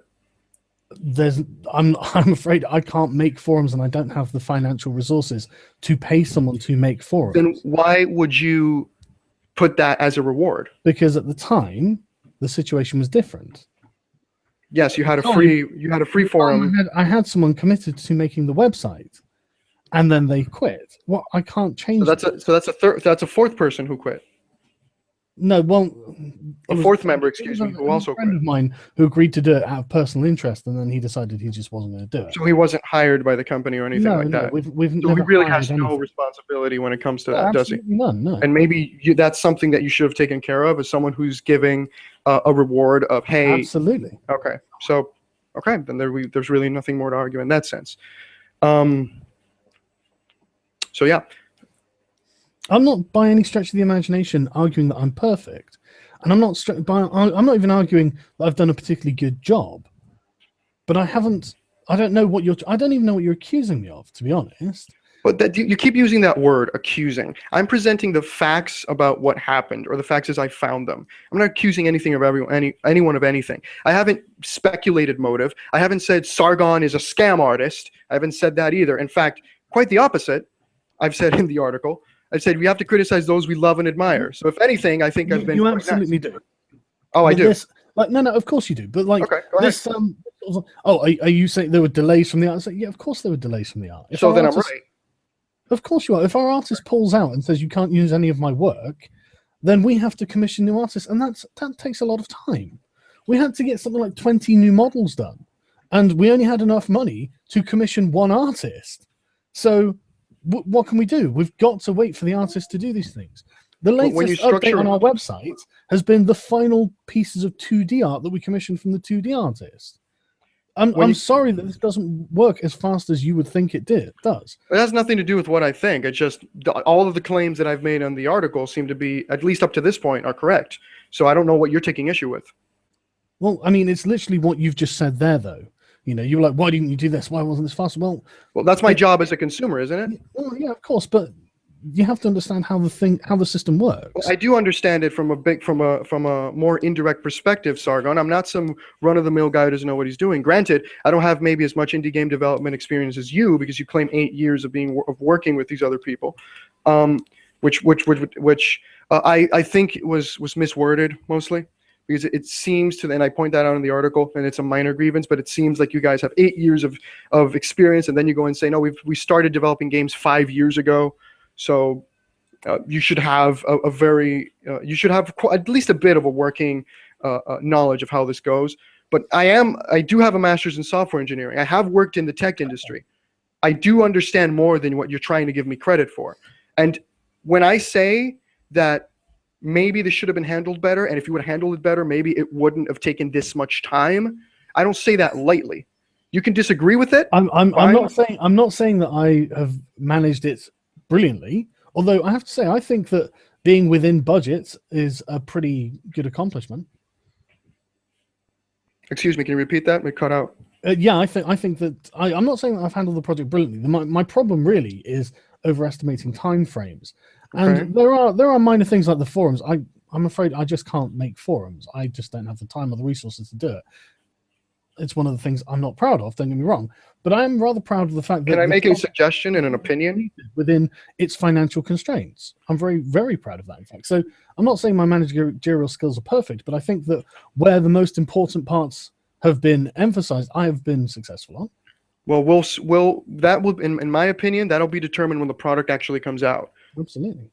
But at the end of the at the end of the day, I've been pointing that this could have been handled better. You don't seem to disagree. I've been pointing that these things happened. They did. You confirmed them. Mm-hmm. So I don't know, man. I mean, why am I the villain here? Is what I want to know. Well, you've written some giant expose that I haven't. You keep taking it as expose. Well, I did what a consumer would do. What would you call it? I mean, I'd call it the truth. That's what I'd call it. Yeah, but that's what an expose is, isn't it? Well, you say it in some kind of negative connotation, and yet everything I've said is true. It's only in your mind that it's got a negative connotation. I think expose. Okay, that's right. That's my speculation. Okay, so expose in a positive way. Okay. Yeah, absolutely. I think a lot of exposes are. Okay, great. But then, the thing is, but you take issue with it. Yeah, well, yeah, that's because it's not strictly correct. Well, okay, let's find something I'm wrong at. Well, it's not so much that you're wrong; it's that your information is incomplete. This is the issue. Okay, let's see where it's incomplete. Well, we've just gone over one of the reasons that it's incomplete. No, we went over your explanation. I never stated or gave an explanation. I said, this is what happened. It did. Yes, this is me giving you the information. This is what an explanation is. Well, again, you're saying that I have incomplete info. The info and what I was pointing out was this happened. That was the fact that I was pointing. The reason I have no interest in, to be 100% honest. Yeah, but I came here so you could say that you are obligated to do that. If you're going to write an expose on something and you're going to say, look, these things happened, and yet there are reasons for these things that explain it completely within reason. Don't you think you're obligated to put that on? I mean, that's why I put updates on my videos. As I said in the article, I will update it with pertinent information. But once again, this is entirely you saying, to me, it's completely reasonable that it's delayed 14 months. That's an opinion. You said, this is why it happened. We needed to look for a new artist, which I pointed to in the article, by the way. You keep saying that I have incomplete information, but I actually show that article left and that comment in your Kickstarter. So I showed that for that. Excuse me? Whereabouts in the article do you show that? Just out of interest. If you go to the specific, let me pull it up. If I go to here, I say, let's explore one of the reasons, one of the possible reasons. And I put out the statement that you said, hi, Alan, 5 days after funding, Giuseppe quit the team and started demanding an arbitrary amount of money from us in exchange the models for models he has done, so on and so forth. That's in the article, which is a translation of what you just abundant on. So tell me how I'm incomplete. All right, so I mean, as long as we're accepting my word there, then that's fine. Well, we can accept your word of what you said, whether it's the thing is, I guess what I'm concerned with is that you put my comment before his comment. That's the issue, because his comment it makes it seem like he's countermanding what I've said. Do you want me to switch the order, Sargon? Is that what? Because he is countering what you said. There's two sides to the story. Exactly. That's the There's thing. two sides to His the side- story. I'm not saying you're right or wrong. Well, okay, that's fine, but that's my point, though. So the order in which I put the quotes is what you take exception with. It's more the narrative you're spinning. What is the narrative I'm spinning? Because now you're accusing me of spinning a narrative. Absolutely. Of course you're Go spinning ahead. a narrative. So what is the narrative? The narrative, as you say, it seems like he's counteracting what I'm saying, when in fact I I'm didn't say responding that. to what he has done. So the narrative I'm spinning is that the other person is right. That's what you're claiming. Yeah. I say that's completely disingenuous at best, and I would encourage your viewers to go look at the article and decide for themselves. Fully encourage them to look at the article. Now, and once again, the important thing to denote here is that it's your word versus his. It absolutely is. And I don't engage in a he said, she said. I just presented the facts. I don't care what disagreement. He said, she said. No, because that's not what I'm concentrating on. I'm concentrating on A, the product was delayed, and B, what we're going to get at, the company was dissolved before the Kickstarter started. Okay, so how about this, right? You say, listen, right, you've got, like, at the top, you've got here, as you can see, the third member, Giuseppe, of the Otherworld software team, seems to have had a money dispute with the other two members. And then further down in the article, you've got a title, Everything is Not As It Seems. Remember the claim about the person who runs the other world software Kickstarter made about the third member? Well, here is niche gamer user Giuseppe Constantino, which is it is him, and he has claims of his own. Absolutely, he does. So everything is not necessarily what it seems. Yeah, but this is the point. You're making it sound like there's something there. But it's not. I'm saying that it's not that clear cut, and there's two sides of the story. Absolutely. There absolutely are. But the thing is, we've actually reconciled with Giuseppe. This happened a year ago. I mean, right? I personally don't talk to him, but I know that Russ still does. And I know that he talks to him quite regularly. And he actually asked us to help him on a project that he was starting on. He asked me to program it. And I said, well, no, I'm busy with this. So this is the thing. Your information is very incomplete. Listen, right? And he's an Italian guy, right? He is a really nice guy, but he's also very hot-headed. As soon as we pass this Kickstarter, let me finish. Right? Man, I don't give a fuck if that's stereotypical. I don't give a fuck if you think that's stereotypical. Because no, shut up, right? I know this guy, all right? I know him. He is a hothead. Do you understand? Well, that is your word. I don't care what your word is. My word. That's because we don't have anything else to go on here. No, we have to go on is that the company was dissolved before the Kickstarter started. Let's talk about that then. Okay. Right.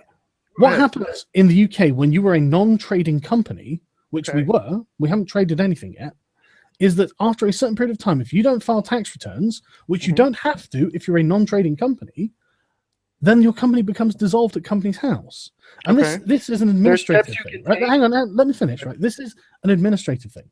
We've contacted Companies House. We just have to pay £130 to get the company reinstated. However, it's actually not in our best interest to do that now that Giuseppe's left. It's actually in our best interest now to form a limited liability partnership because it saves us a lot of money, basically. And it saves us a lot of hassle. You were an LTD, which is a PLC in the UK, which is a form of LLC. So it's not that you're going to form a limited liability company now. You had that to begin with. No. Listen, right? You get limited liability partnerships. They're not the same thing. It's basically being self-employed, but in a partnership with another person.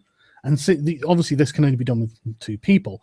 So the reason we had a limited liability company is because we had three people. And but in the company, so Giuseppe was an official part of the company? Was he an employee then? Because he's not stated as one of the directors or any other. I told you, we tried to give him director status. But after the company was already formed. Yeah, So the company originally was a two-person thing.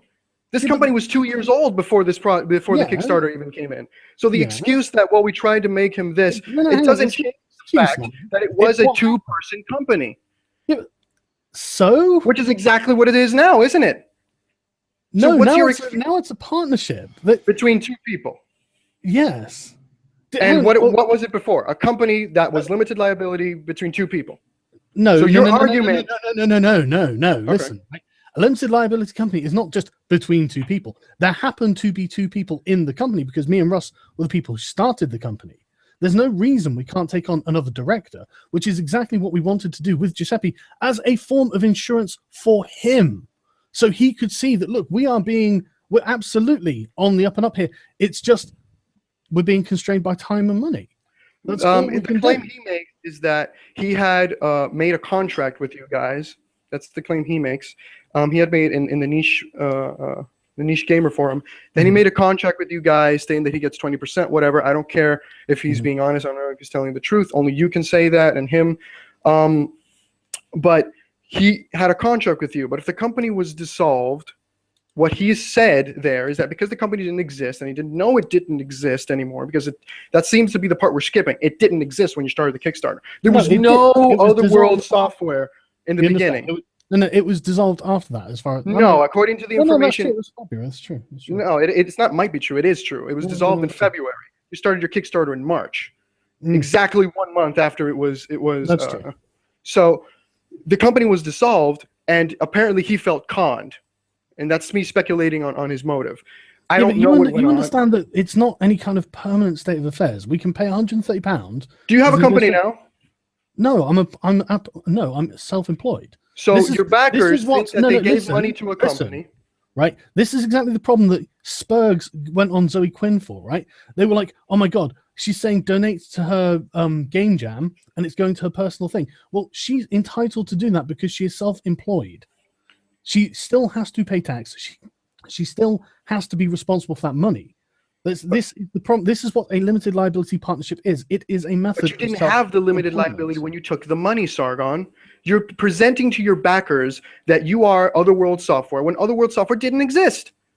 We can dance around it, but legally speaking, the company did not exist when you started the Kickstarter. It's disingenuous to say we are Otherworld Software. We're asking this, and I suspect that when you verified I suspect that when you verified it yourself, as you. When I verified what? Sorry. When you when you go through according to the verification process, which I also link in the article. According to Kickstarter, the verification process, which proves who you are and whatever, I don't know what the steps are, but before May 2014. You could verify the process and name the account whatever you want. I assume you didn't verify the process. Verify through my personal Facebook, don't you? Yes, I because it's actually not done through Otherworld Software as a company. Then why is the account named Otherworld Software?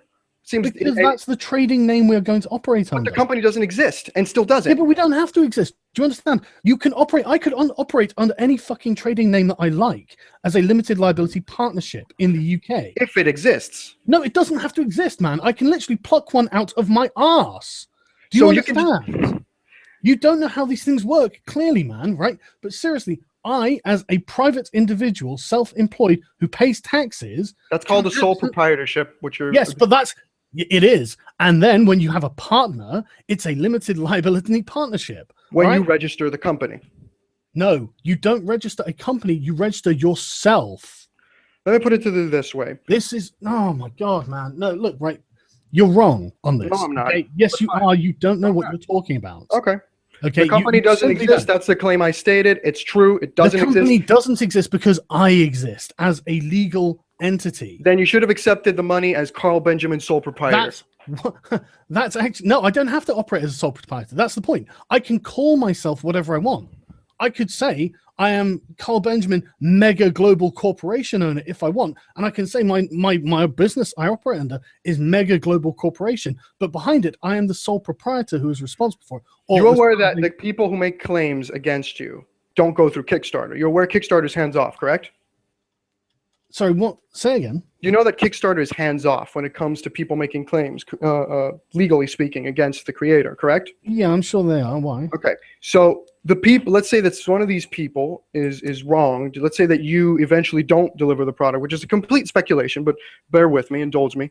That the product isn't delivered, and they say, shit, we want to sue. We're going to sue this company because that's the name that you put here, and that's why Kickstarter changed its rules in May 2014 to be that if you verify yourself as an individual, that's the name that's going to show up in your account. If you verify yourself as a company, you have to verify that to them through the process that whatever it is. You should know that better than me. You need to prove, yes, I am who I say I am this company, and that's the name that's going to show up. If you would have done this Kickstarter 2 months later, it wouldn't have showed up as Otherworld Software. It would have shown up as Carl Benjamin. No, it absolutely would, because I get to choose how I operate. I get to say, I'm absolutely Carl Benjamin, trading as Otherworld Software. I can absolutely choose that. You can choose it if the company exists. No.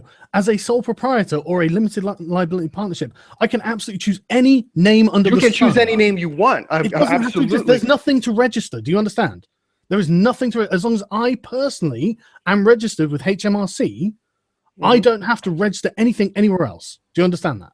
I understand that if you do that as a sole proprietor. That's correct. Or as part of a limited liability partnership. The partnership in question needs to be registered. Right, but at the moment, I'm operating as a sole proprietor, absolutely. Yeah, your site and your Kickstarter and everything tied to this suggests that it's a company, not one guy. Because you're completely allowed to present yourself as a company. But a multi-person company, not a sole proprietor. That's what it's presenting itself as, and it's not. It doesn't matter how many people are implied to be in my company. That's what I'm saying. I can literally say mega globe-spanning corporation. And I will be if you're the definition of sole proprietor is you yourself alone. Yes. And you can name yourself whatever you want. You can name yourself Sargon of Akkad for what anyone cares. That's when you're a sole proprietor because you're alone. That's the definition of sole. You're not understanding how it works in the UK. I mean, maybe it works differently where you're from. I don't know, right? But you have to understand that I can say I'm operating as whatever company I like, and I can make the company sound as big as I like. Do you understand? I can make it sound like I have millions of employees. So what you're saying is that so your claim is that as a sole proprietor, you can claim to have employees and partners and whatever. That's what you're saying. I've never said I claim to have employees. I'm asking you a question. That's not what you're saying. Right, okay. For a start, sole proprietors absolutely can have employees. Right. Do you understand that?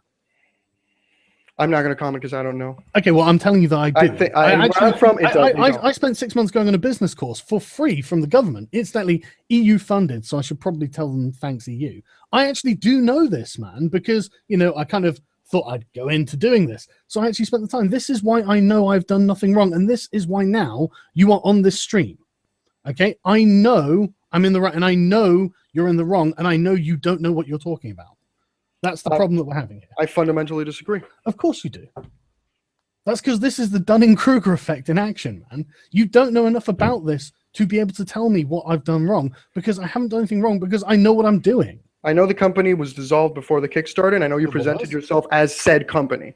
We absolutely, and I will do in future. And do you know why? Because I'm legally allowed to do that. Again, what I'm stating that you seem to not be getting is that, yes, you as a sole proprietorship could name yourself whatever you want, but you chose the name that was also registered as a company, a LLC or whatever you call it in the UK, that's registered as a company. And the way you're presenting it is you're saying, here's the team of people, and we've been working together for this amount of time, and you present this is the company. Let me finish the point.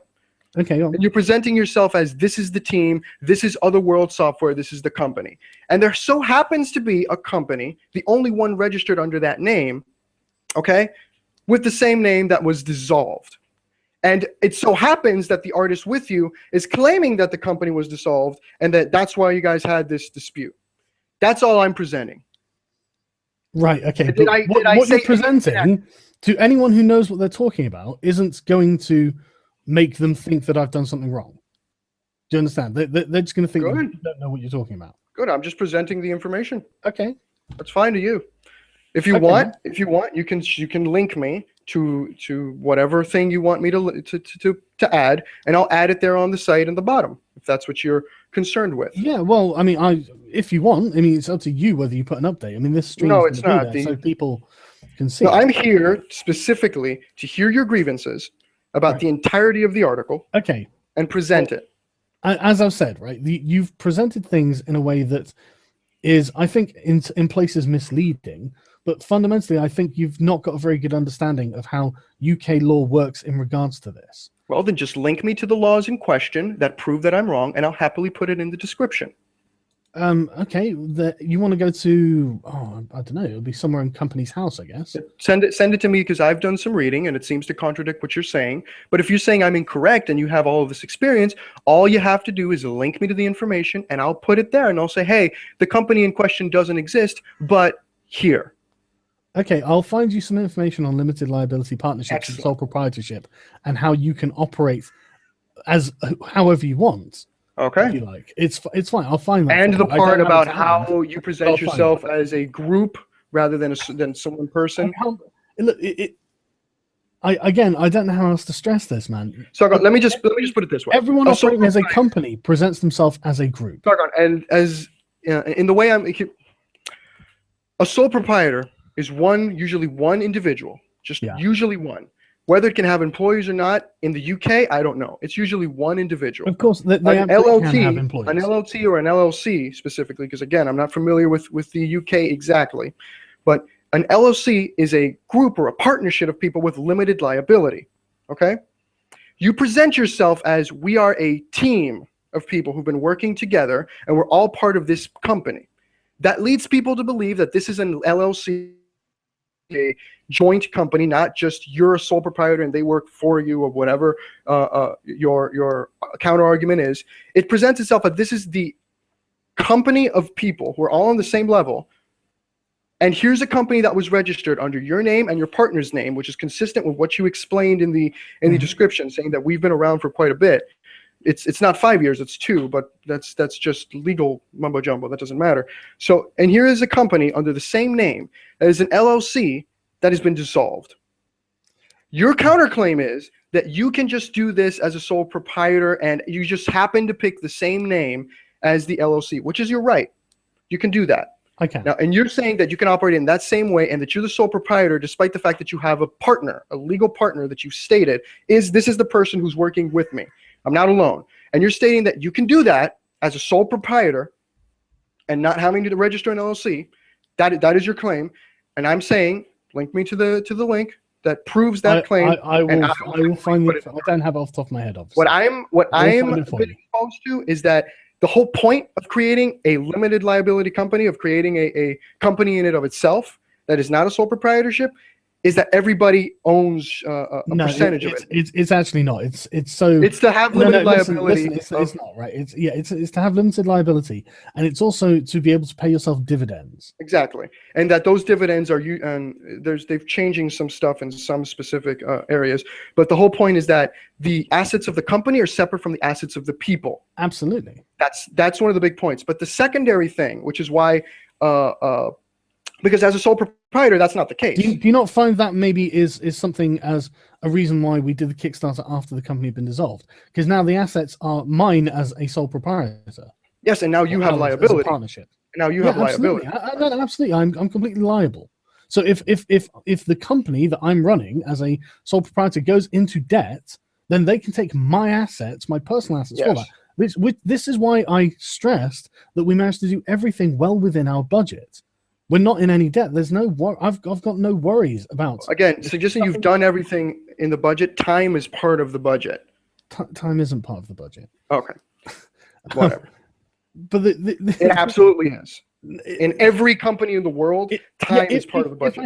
If I had like offices or something, then maybe you could say that time is part of the budget. If you're working on the project, for example, and you say, I'm going to be working on this project for 6 months, I'm going to be doing nothing else. Time is absolutely part of the budget because you're going to be paid for your time. You're going to pay dividends yourself as a developer. So time we're a non-trading company. We were a non-trading company. We haven't traded anything yet.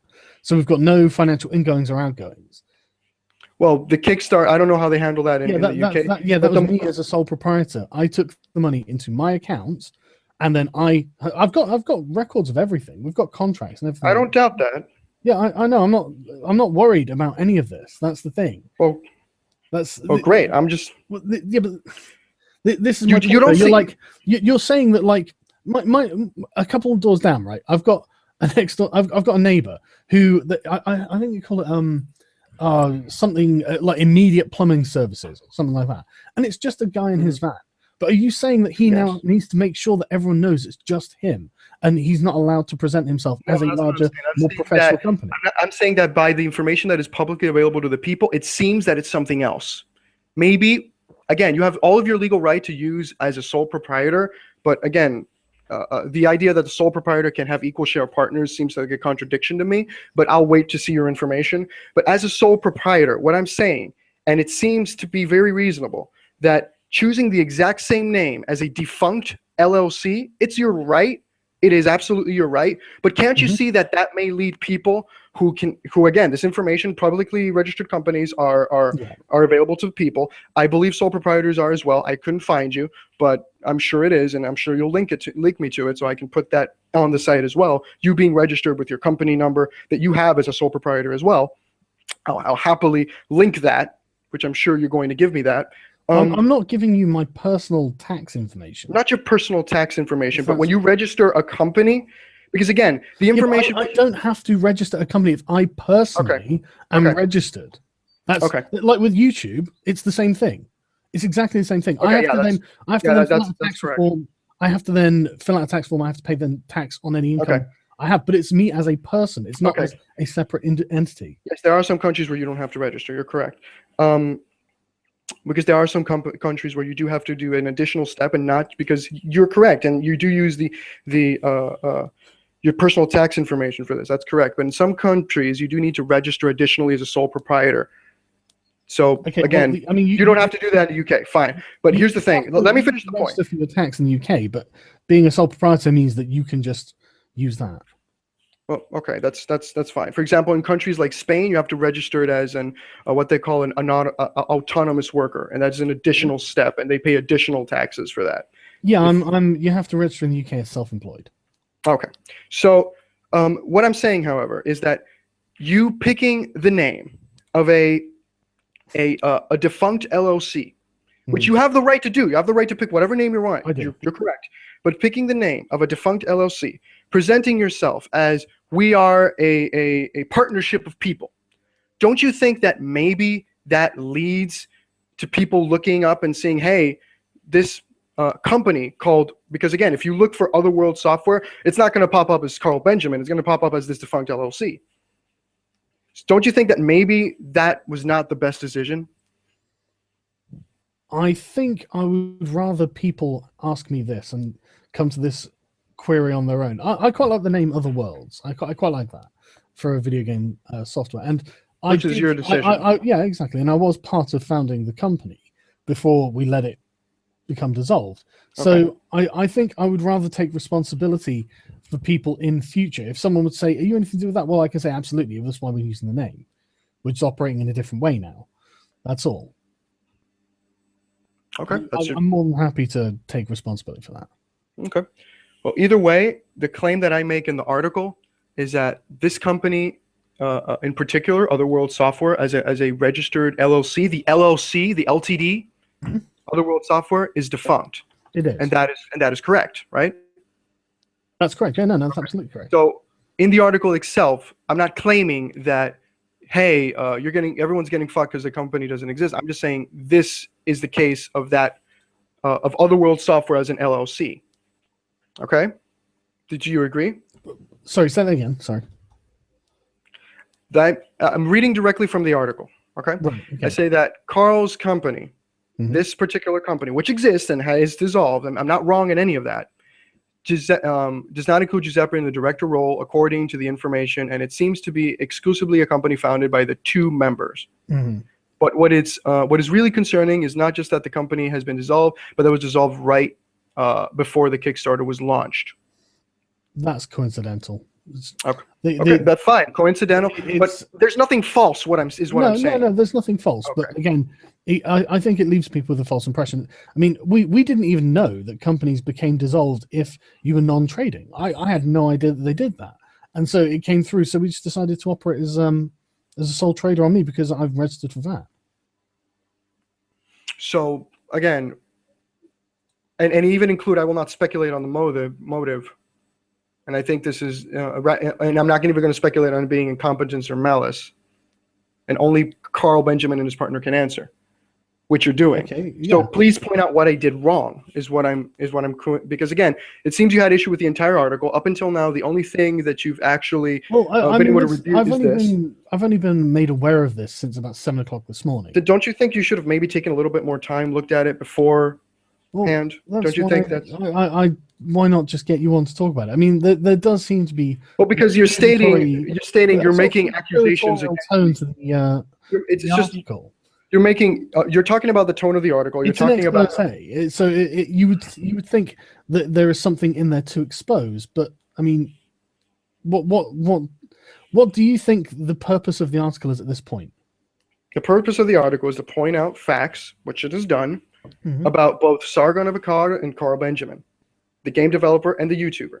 And for what I've seen, there's nothing false there. There's nothing you've been able to say this is false, because again, I do point that the company in question. Let me read this out to you. Let me read this out to you. Go ahead. You say, I will not speculate on the motive. Rather, this was done because of incompetence or malice. Only Carl Benjamin and his partner can answer. I will say that for a man who concerns himself with ethics, this situation certainly seems to be missing a ton of it. So how am I being unethical? Keep in mind that you're also missing the previous part to that, which included the part about a YouTuber doing a little. The person in question, the person who did the comment, he did a kind of a fluff piece, no, not really a fluff piece, but just explaining the game and stuff, which you and your partner on the stream, and he was a backer. Yeah, he's my mate. Well, that's not disclosed, is it? And as I said, that's more of a failure on his part. Well, to be fair, that's probably a failure on my part as well. But yeah, no, he's a very good friend of mine. I've known him for years and years and years. I've never said that he's not a friend of mine, as far as I'm aware. But yeah, he decided to do a stream on his. He's got a little gaming channel. If anyone is interested in checking it out. Yeah, it's linked in my article. Yeah. So. But yeah, he's a friend of mine. He was like, "Can I do a stream with you?" Then I'd advise you to tell him to disclose the fact that he's a friend and backed the project and his video. Yeah, there's absolutely no reason why he shouldn't.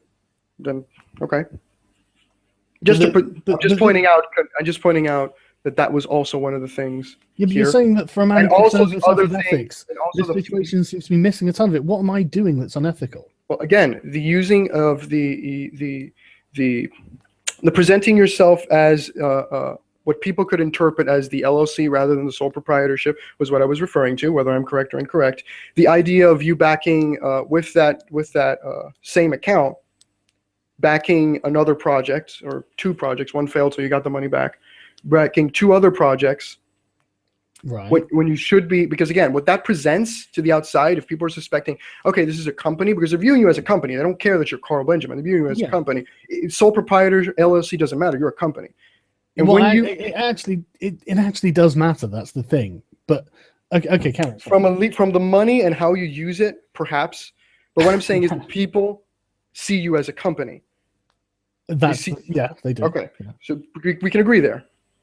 Yeah, that perception isn't accidental. Every sole proprietor who operates under the name of a company is from a legal definition a company. But no. But by the legal definition, it's not a company. It's deliberately done to look more professional, though. And this is what I mean with like Joe the plumber next door, when he's got like international plumbing services on his van, and it's just one guy in the van. He's completely allowed to do that, and he does that because it makes him look like he's a bigger deal than he is. Because, like they say, you dress for the job that you want, not the job that you have, and that's exactly what this is.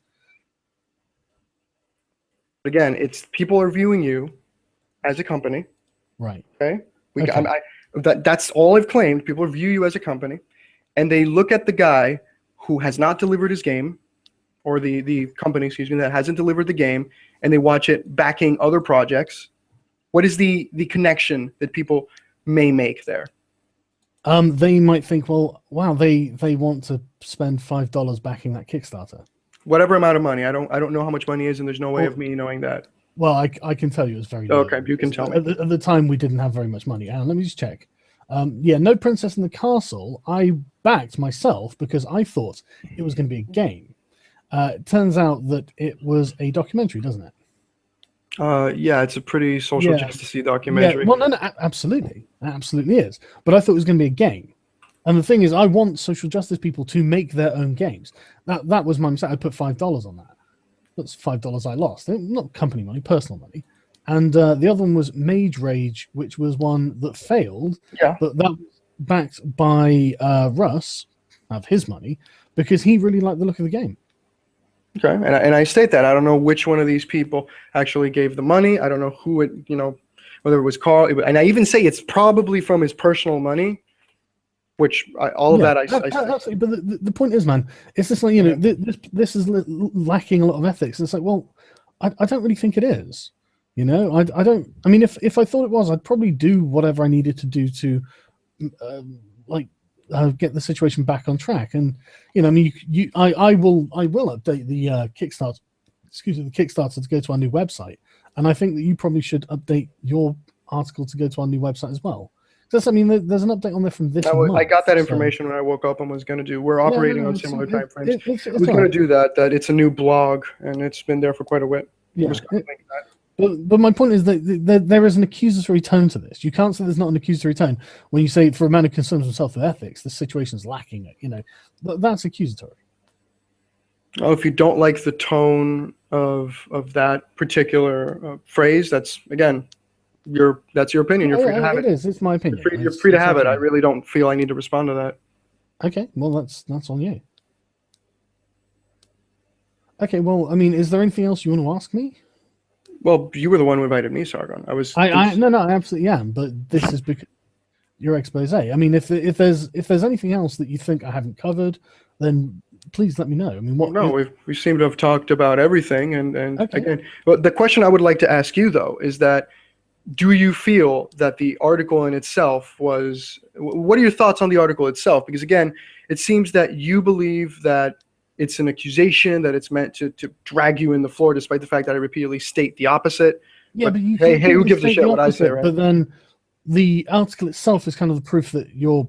But the majority, I think you're trying to have your cake and eat it. Let's say that I was dead wrong on presenting that the company was dissolved, despite the fact that is factual. Let's say that I was missing the part that you're going to send me. Let's say that everything else in the article seems to be true, and in fact, even this, which you've pointed out the flaw being, you haven't updated the with this particular piece of information that I'm giving you. There's nothing false in the article, is there? Right. So there's nothing false. Information in a way to imply or even directly. Again, speculating what my intentions are is your business, and you literally say at the end of it that I am acting in an unethical manner. You failed. It said it seems. But okay, if it seems that way, that's an opinion. Yeah, but okay, exactly. That's your opinion. You're trying to substantiate that with what. And it's based on the entirety of the article, not just one thing. Yeah. And the entirety of the article, the only thing that you've been able to kind of rebate is the fact that I presented the company that was dissolved, but didn't include the possibility that you were a sole proprietor and you picked the same name. That's the only thing you've pointed to. Everything else you've conceded. Yeah, but that's because nothing else that you've said is. Well, that's your opinion. And again, me saying it seems that no, it's not wrong. Everything else. You know what? This is. You know, you're right in a lot of ways, right? You are right in a lot of ways. I mean. What you've got here, like, I mean, your opinion on the AGSA, I just simply disagree with what a lot of the things that you're saying, and I think you're misinterpreting some of the things that are happening.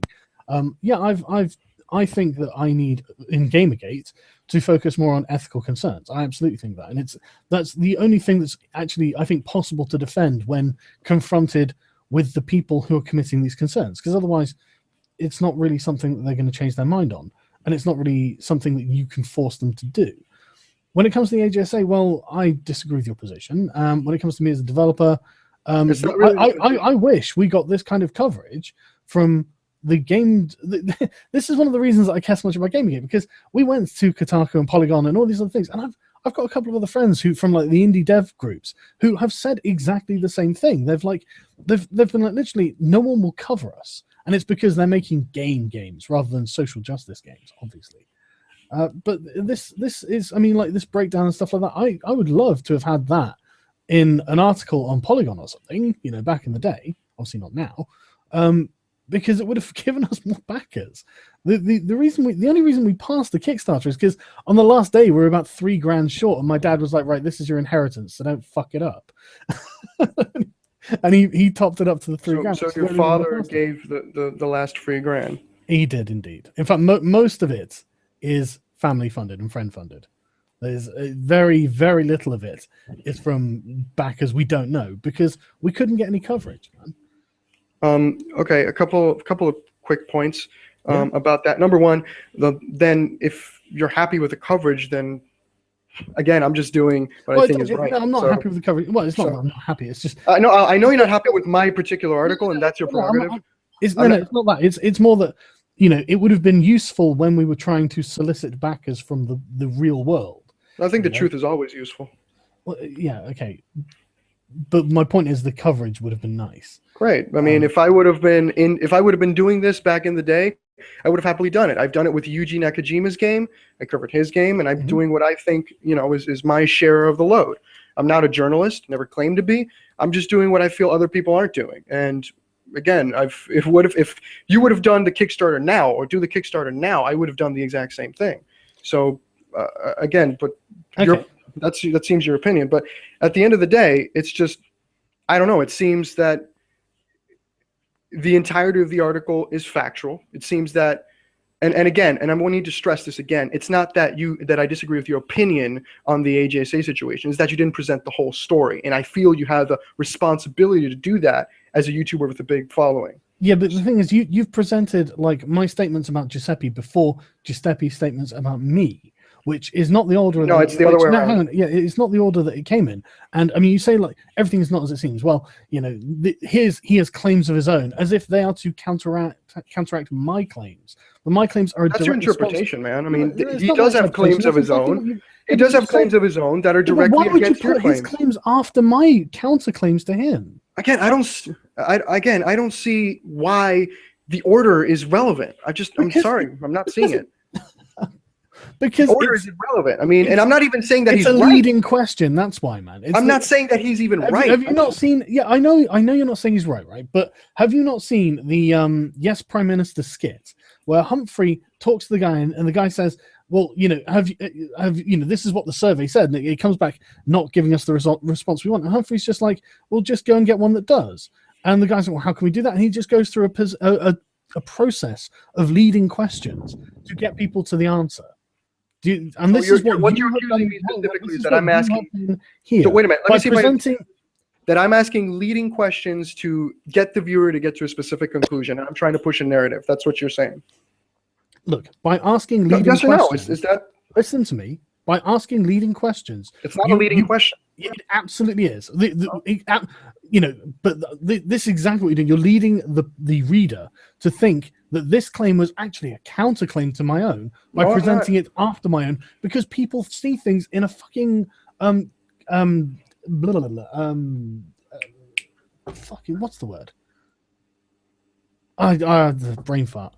You know, one thing after another. I can't remember the fucking word. Now this is really pissed me off. But people see things in order. And so they see mine and they go, oh, that's what he said. And then they see Giuseppe's, and you make it seem like it's excuse me, you make it seem like it's in fact a countermandment to what I've said, when in fact it's the other way around. Again, that it just you're accusing me of pretty much just presenting the idea that this claim contradicts yours when I explicitly say that that's not the case. I explicitly say that. I don't know who's right.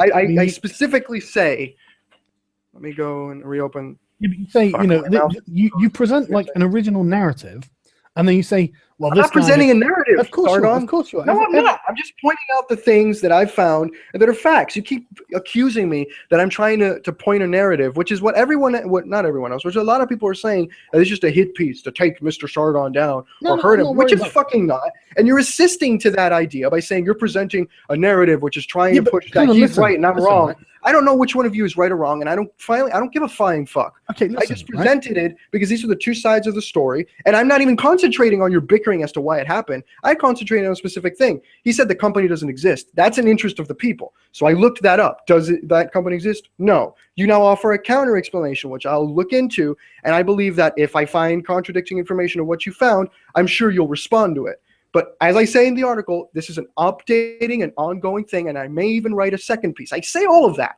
But your entire accusation is based off of you don't like my narrative. Listen, right? You didn't present this accusation, this claim of Giuseppe's in chronological order. That was the word I was looking for, chronological. You didn't present this in chronological order, right? Which means that you have created a narrative that is missing information by the time they get to my counterclaim against Giuseppe, right? And then afterwards, you say everything is not as it seems. Here's his claim as some sort of, revelation. But that's a disingenuous thing to do. That's your first of all. That's your interpretation. No, I don't care what your interpretation is. That is disingenuous because this is the original claim that I am responding to. It's disingenuous to present it afterwards as if it No, came wait a minute. afterwards. The original claim that was made, if you read the comment, was a comment made in your friend's video that is no longer there.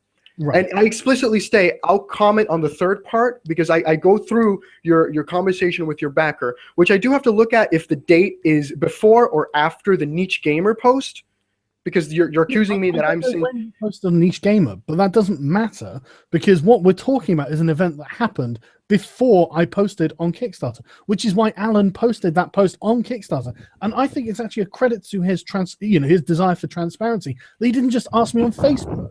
I'm actually pleased he asked me on Kickstarter, so I can. Good for you, but again, you're saying that the doesn't matter when the chronological order of when these posts were made matter. You're saying that it's the issue itself. There's no way for me to know. Chronological order of events, I think, that is important. I have no way of knowing when you guys had a conversation or not. Absolutely, you don't. So how am I presenting it in any chronological order, and how can I get that right if I don't know when you guys talked, according to you? Because my comment is very clearly a response to Giuseppe's comment. It's a response to a specific comment that was made on a specific YouTube video that is no longer there. I'm not going to I don't know about anything that's, about no. the That's video. what you say in your response. Because that's what you're talking about. He says, a specific artist made grumblings about money and whatever on my video, and he links the video. And you say, no, this is what actually happened. And you respond to that particular comment. A comment that is no longer there, and I state it. If it was there, I would have just used that. So the Niche Gamer thing, what he said on Niche Gamer? I think what he said on Niche Gamer, I think that's a cut and paste of the comment that he may have put on Alan's video. There's no way for me of knowing that. I don't know that either, but it's essentially what he said. Well, it's actually not what he said to us, but it's what he would tell people that he said to us, is what I would expect him to say. But again, it just sounds absurd to me, man, to be honest. It's the whole thing that you're... Well, I think that it doesn't sound absurd to me, and it doesn't sound absurd to other people. If the order is switched, would you be fine with it? It would be more accurate. Because again, I'm simply saying I don't want to talk about the company dissolution thing right now, because it completely is a different tangent than what we were talking about right there. That's the whole point. And now you're saying that I present that in some kind of attempt to I don't know what. I mean, you haven't made a specific claim that if I'm trying to slander or I'm trying to fucking... well, you're trying to make people think that there's more here than there really is. I mean, this is in the chat when this first started. That's speculation of narrative. No, that's just speculation. The reality of the situation is actually a lot more mundane than you think, right? And I think I've made that quite clear. You know, this is in fact this hothead guy who, and the thing is, I'm not saying that he doesn't have any legitimate grievances. We had been working for 2 years and we'd had nothing. Again, all of that he's a hothead, that's your opinion. And I don't have to take it on your word. I don't care. Don't have to take it on my word. Go and talk to him and see how you find him. Okay. But again, I'm not getting into the bickering that you two had. That was not my interest. Okay, and again, you're accusing me of leading up to something when I was talking about something completely different in the point where I actually put that statement. And I say it. We'll get back to the third part of the statement later because it's a completely different tangent. And you're interpreting it as, no, you have a narrative. And I'm telling you, I don't have a narrative. I stated in the article. You do have a narrative. If you're not presenting events accurately in chronological order, you are creating a narrative. By leaving out events that you need to put in correct order, you're creating a narrative. If the post in Niche Gamer happened after the post in the Kickstarter, I'm sorry to tell you, the order is correct. Like, it's on you to tell me that he made another comment. I'm telling you now, then. You know, well, I mean, it's very obvious that I'm responding to something Giuseppe has done. And the thing is, right? No, you're responding to something that Giuseppe has done on a third YouTube. I don't want to drag his name through the mud either, right? Because I don't blame him. I'm sure that I'm not the easiest person in the world to work with. And he had worked with us 2 years, and like he says, you know, we're under agreement that he'd be a part of the team and he'd take an equal share of the income. No one had made any income until this point, which is why we were doing it in advance. But this was the thing; he hadn't made any money from working with us, you know. And working on Faith for 2 years—that's a big deal, you know. I mean, we were as well working on Faith, but it's part of being an indie dev.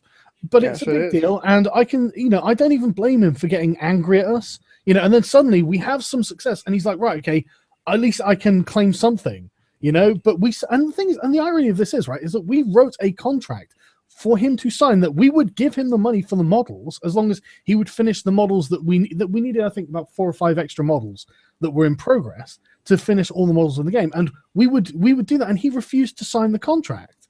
Well, he does, in the interest of putting his opinion there as well. According to the Niche Gamer comment, he states that he signed an article with you guys in the beginning, like at the beginning of the 2 years, and then he found out that the company was dissolved, and he believed that the contract was void because of it. I don't know if that's true. Again, the contract's with us, not the well. That's his statement. And even if the company dissolves, I think that the contract still remains with us. Actually, at least in the definitions of LLC that I'm aware of, no. And even if legally it doesn't, I would have been happy to uphold my end of any contract that I've signed, even if technically legally I don't have to. You know, well, I still wouldn't mind doing that, right? But then you're a good guy, and that's fine. Yeah, I try to be, man. But this is the point, right? And I'm not even happy that we're dragging his name through the mud because he got a bit stressed, but we've resolved it. You know, it's not like there's any particular outstanding issue between us and Giuseppe. And so this is the thing. None of this is. I'm not saying that you should have been aware of this, but there is a presentation because there's no way of me to be aware of that. Not. But of course not. But this whole thing, it seems to make I think you're making a mountain out of a molehill is what it is. And I think that there's a lot of people who are encouraging you to do it because they're annoyed that I want to talk about ethics rather than social justice. Okay, wait, that final claim. There are people encouraging me to do nothing. I did this alone. Well, there was 2 anonymous people who gave me there was one anonymous person who I stated in the article who gave me a link, excuse me, not 2, 1, who gave me a link, and that link I double checked on my own with you know, UK Gov dot whatever, and I double checked that on my own. So it's not that no one's pushing any idea, and I'm not a mouthpiece for other people. So again, if you have evidence of that claims, go ahead, but otherwise I suggest you not to make that claim. To be honest, all I'm saying is that there are people who are definitely very pleased that you wrote this article because they want to use it as a method of attack against me. Well, how and what do I do with that?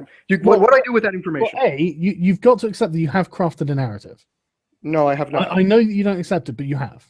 No, I have. By misinterpreting, or not even on purpose, but by misrepresenting and misinterpreting the sequence of events, you've crafted a narrative, especially as he has made claims of saying that's again. I specifically deny that I misrepresent the sequence of events. That's your claim. I deny that. Okay. And again, I'm stating that if I got anything wrong, as I say in the article, I will update it. But again, until I see the information that validates everything you're saying, it's just your word, and I'm not. You know, that means nothing at the end. Okay, but what proof can I give you? The specific claims that you stated about how sole proprietorship works and all of that other stuff, and how I'll just tweet those out because then you can see them. They're just. No, I'd rather you send it directly to me. I mean, that's I'll tweet them. So I want everyone else to see it as well, man. You know, I think we've got like 1,300 people listening. I think that they should also be able to see these. But it's on the UK Gov website, like Sole Trader and Limited Liability Partnerships. So I've just tweeted those out. Because again, it's not that I did the research. I looked at this situation, and if you're saying that I misinterpreted it, what fucking UK law is, I can accept that. Fine, show me the evidence. Because that's categoric. What I'm concerned about is the fact that I'm clearly responding to Giuseppe's allegations in the comments. But again, and also you seem to think that the entire article is about that specific point. No, but that's just a major point in the article. It's one of the multiple major points in the article. Yeah, exactly. It's one of the points in the second section of the article. Okay, but what other points are there? And the point that was actually made there was, hey, this company, the one that this looks like to be, the LLC, is dissolved. And I'm right. That's the point there. There is no other point. There's an alternative motive. Your conflict with Giuseppe is of no interest or consequence to me or the article. All that the point states is that, hey, this looks weird, and maybe my selection of words there, I'll give you that maybe that selection of word wasn't correct by saying this seems unethical, because it seems that it's just that, and it's not just that I'm referring to. And this is the narrative that I'm saying that you've spun. No, whether you've done it on purpose. So you're saying that I wrote the piece to prove that you're an unethical individual. No, I don't think that necessarily you did it deliberately to do that, but that is the result. I mean, you've got the. I think that to any intelligent person who reads it, any intelligent person who reads it specifically because I state it multiple times. Man, man, seriously, right? I come on. You say literally, for a man who concerns himself with ethics, this situation certainly seems to be missing a ton of it. How can you say you're not trying to present some information as if to suggest that that is the case? You literally state that that's what you think. After the entire article and everything that I looked at, yes, that was my conclusion. And but now, can you tell me what I've done that's unethical? We've discussed it for like 3 hours. I'm not repeating but just give me one example of one thing that I've done that's unethical. Well, I can't talk about the company until I read the counter evidence, so I can't use that. Well, I've just tweeted out the Go ahead. Oh, that's fine that you tweeted it. I'll reread it. I'll look at it, and I'll even make a video to see if everything was represented in the way that you talked about. I'll do all of that. Okay. And if you're right, I am absolutely right. Okay. Okay, that's your opinion. If you're right. Yeah, but let's just assume that that's the correct. I mean, we've got literally thousands of people in the chat like saying, you know, this is. You know, I've looked at this. He is right. Let's assume that for the moment we're right. I might be wrong, and in you know, future, if we can prove that I'm wrong, you know, I'll say, hey, I was completely wrong. But let's just assume I'm right for the moment because I'm the one who has been actually educated on this subject. So let's assume I'm right. So I've not done anything wrong there. I haven't done anything wrong with Giuseppe. I never claimed anything about Giuseppe. Okay, so what exactly? Okay, so for a man who concerns himself with ethics, the situation seems to be missing a ton of it. So what exactly is missing any kind of ethical information, and it just informed by ethics? What is not unethical that I've done in your article? What is not ethical, you mean? Name one thing. The fact that you presented, going back to the AJSA, the fact that you presented a incomplete, because you're accusing me of incomplete narratives, of incomplete information, you did the exact same thing with the AJSA. I don't think I've misrepresented what you've said. I agree with you. No, you've refused to represent it, and you've made it the situation about what Monroe claimed. No, and you didn't even look into whether he was telling the truth. Right, which again, his whole apology based off of this is not true, what I stated, is false. Right. And that is verifiably true. I don't. And your failure there is not that you're. Hang on. Let me. So I, as far as I'm understanding this, I understand that the Angry Joe Show forums allowed discussion of Gamergate for 3 months under a single thread. I don't know the amount of months. Oh, they initially allowed it in all threads, then they closed all the other threads and forced it to be one big thread. Okay. And during that conversation, mods itself tried to derail the conversation. Right. Okay. They did all sorts of messed up situations and so forth. The entire playlist does not concentrate on just that, though. The AJ situation goes further. Like, for example, the fact that I'm not going to speak to V. Monroe's complaints with Angry Joe. I personally actually don't agree with what he was doing with that. But then I don't have to. It's not. I'm not the one. You don't have to agree. What you do have to do, however, is that if you're going to state, which you haven't, that something is untrue or not factual, you have to prove the opposite. And again, you're accusing me of crafting a narrative. I don't have to prove the opposite. I just have to prove that what I'm saying isn't true. But you haven't. Yeah, but I don't know that V's thing isn't true or isn't true. It's not my issue. All I'm saying, I know that on the Angry Joe Show forums, they did allow discussion of Gamergate. But that wasn't the only issue. They allowed discussion and they banned people. They kicked people out. They bullied them out. They brigaded them out. All of that happened, by the way, during the time that forum was open. It didn't just happen when they closed it. Yeah, I'm sure that these things are true as well, but they're not something that I'm particularly concerning myself with. Yeah, you presented one side of then you shouldn't have presented any side of the narrative if you don't care.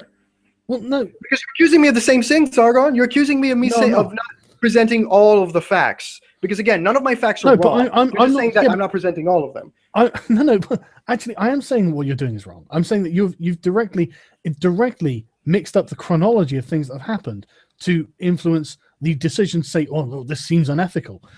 But my point is, I'm not making claims about whether the AGSA forum banned people or brigaded people or anything like that. I don't know whether these things happened. I haven't said anywhere that they did or didn't do these things. No, but you presented and helped present a narrative, which you did. You helped present a narrative that directly contradicted it. You brought this person on. Why did you? I mean, again, you brought him on your channel to discuss the issues that had happened. The whole issue with the AJSA. You have a huge following, okay? And now you're here doing the same thing. So, I mean, I'm saying that if you live and die by that sword, if you're saying that I'm doing it, then you did it. Because it's the same thing. So if you're saying, if that's your accusation, that I presented incomplete information, because again, I completely deny that, the chronology was meant to specifically point that Sargon is unethical. I'm not saying that you deliberately did this. Don't get me wrong. In the same way that no, you're saying I did it because I'm incompetent. But again, looking at the article itself, if I directly state this is the point of this is not to take down Mr. Benjamin, which I specifically state right at the beginning. That's not the point of this. And yet you're still saying, well, you presented the narrative, well, because you're incompetent and didn't know what you were doing. No, I didn't say you're incompetent. I just said you didn't have all the information. And again, if I've done the same thing, then it's because I didn't have all the information. It doesn't make me incompetent. But you did. That's the difference. No, you just admitted. You admitted earlier. No. You admitted earlier that you had seen my stuff, not all of it. I've seen, yeah, but mate, so you knew that there was enough of your stuff to think, right, okay, this guy has a serious problem with Angry Joe and his community. Again, a serious problem implies some kind of personal. Yeah, I corrected you on that in the video I did about you. Personal thing about this, to be honest. I don't have, and again, the AJSA and Joe are not necessarily the same thing. That's true. And I state that, and I make very specific claims against Joe and very specific claims against the thing is, AJSA. banning, they are entitled to ban people from their forums if they want. It's a direct contradiction, and so are people in Reddit, so are people in GameStop, IGN, and any other site. Yeah, we've talked about them too. It's a great example because Reddit actually has a completely different mission statement. What is the mission statement of the AJSA? Well, you don't know, do you? So how can you say that? No. Why would they need to? They're a gaming forum. Because you just said that they're completely different. They are completely different. They do not. They are not obligated. I mean, hell, Reddit isn't even obligated to provide a space for all these things, and their users are different to Reddit's users. Reddit's users, because Reddit, frames itself as a place where people can discuss anything. So does the AJSA when it comes to gaming. Yeah, but that's the thing, isn't it? They can discuss gaming. I'm sorry, but anything related to gaming. In any sphere. That's the thing. They can interpret that however they like, and there are so can Reddit. So they can say, look, right, if you want to talk about a scandal between Nathan Crayson, Totillo, and unethical practices on Kotaku, that's not actually a game issue. That's a press issue. They can spin it that if they want. A games press issue. Yeah, but they can say which they've allowed, and they can say this isn't the place for it. But we will give you a forum thread for 3 months to discuss it, and which is what they did, right? No, they didn't give a time frame. They decided. Okay, okay, fine. They tried to derail it. The moderators tried to derail it. That didn't work. They tried to do all sorts of things. It didn't work. I'm not really that bothered about the minutia because, again, I seem to be very bothered with minutia when it comes to my article. That's because you're talking about things that pertain specifically to me. So I don't know. Only when I can actually give you an informed opinion on it. I don't know anything about what happened on the AJSA forum, so there's no point in me talking about it. Then there was no point in you bringing on Damien Ring and allowing that side of the narrative to be presented, is there? Listen, right? The AJSA have done nothing wrong by banning people from their forums. They're allowed to do that. They have done wrong by not delivering on the specific things that they said they would with when you donate money. They have done that. If you want, right? You can do that. I might even support you on that. But to say that they are in the wrong somehow, so that they need to be held to account. Well, not really. To be honest, they're within the right step. If you don't like it, you can not go there, which I personally would do if I thought that was the case. Neither do I. I don't go there either, and I haven't covered them since. But that's the point. It's not about narratives at this point. It's about, what they've done isn't, it doesn't matter whether you know it or not. It doesn't change the situation. I fundamentally disagree. Well, there we go. I fundamentally disagree. Okay. So, well, I don't know. You're free to disagree, but it doesn't change what an outsider's perspective is. But I simply believe that if a specific narrative is presented, if you give a platform for someone who is involved in a situation to talk on your platform and to specifically paint a situation in a certain way, when you know there's contradicting information, even if you haven't looked at it, I think that is a failing on your part. Okay, well, I don't think that them banning people or anything like that affects what I've said about them. I don't think that information is necessarily pertinent to what I've said. It's not just them banning people; it's the entire. Because again, your entire stream was a follow-up to the V. Monroe situation and the narrative that he presented. And by doing that and saying, oh, is well, let's talk about the AJSA, it's great, it's not, all that stuff, what you're doing is you're validating that original narrative. And as a YouTuber, you have the responsibility to your audience. And you have the responsibility. I have responsibility to my audience, but I disagree. That's just my standard. Okay, but I disagree. I'm validating V Monroe's narrative because it's not mine. I wasn't addressing it. So why did you bring Damian Rain on your channel? To talk to him about the AGSA and see what their perspective on Gamergate is. See what his perspective on gaming journalism was. I was very, very, very gratified to see that he cares about objectivity. I thought that was a very important thing. Yet, however, and you also discussed the issue with V Monroe. To be 100% honest, you do discuss that, but again, it paints the AJSA as this place that is not against Gamergate, that everything is fine, because that's the narrative that he pushed. That's the narrative that we set on your channel. I encourage people to go back and look at the video. I mean, I've got people tweeting me saying, look, the AJSA banned the GG thread after numerous posts devolved into abuse. Those posts, first of all, the GG users who are there have, not just me, have declined that to be true. And second, many of the derailing posts came from moderators themselves. Yeah, I'm not saying that they didn't. You mentioned the tweet. I'm giving you the response. I'm sure that there were moderators who were strongly opposed to Gamergate. Hell, most authority seems to have been strongly opposed to Gamergate. But the point is, they did allow Gamergate discussion to happen. And so, if they did that, then fuck me, man. They must have at least. We seem to just disagree that censorship is only censorship when it happens at a specific time frame. I don't agree with that. And it fundamentally contradicts what they state to be about, in the same way that all these other sites that we complained about, state to, because they allowed the conversation to happen for a specific amount of time. So what's the line? How much time is okay for it? Okay, now you can close it. What's the line? When you say your users can talk about anything you want and this is your community and do whatever you want, what is the time frame in which it becomes no problem to ban a specific conversation? There's no point in me giving you a figure, a number. It's because just, there is none. Exactly, it's their choice. They get to choose and arbitrarily if they want. The same way that all of these other places have the right to choose to ban and do whatever they wanted. They do have this. It's the same situation, run next to another. Okay, but I mean, and a specific one was shut down.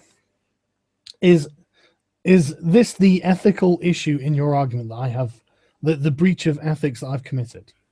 Again, that's one of the things that I perceive, based on my own personal code, to be to be the situation. Because again, I do state that. I do say it seems to be, and that's clearly talking from the point of view of the writer.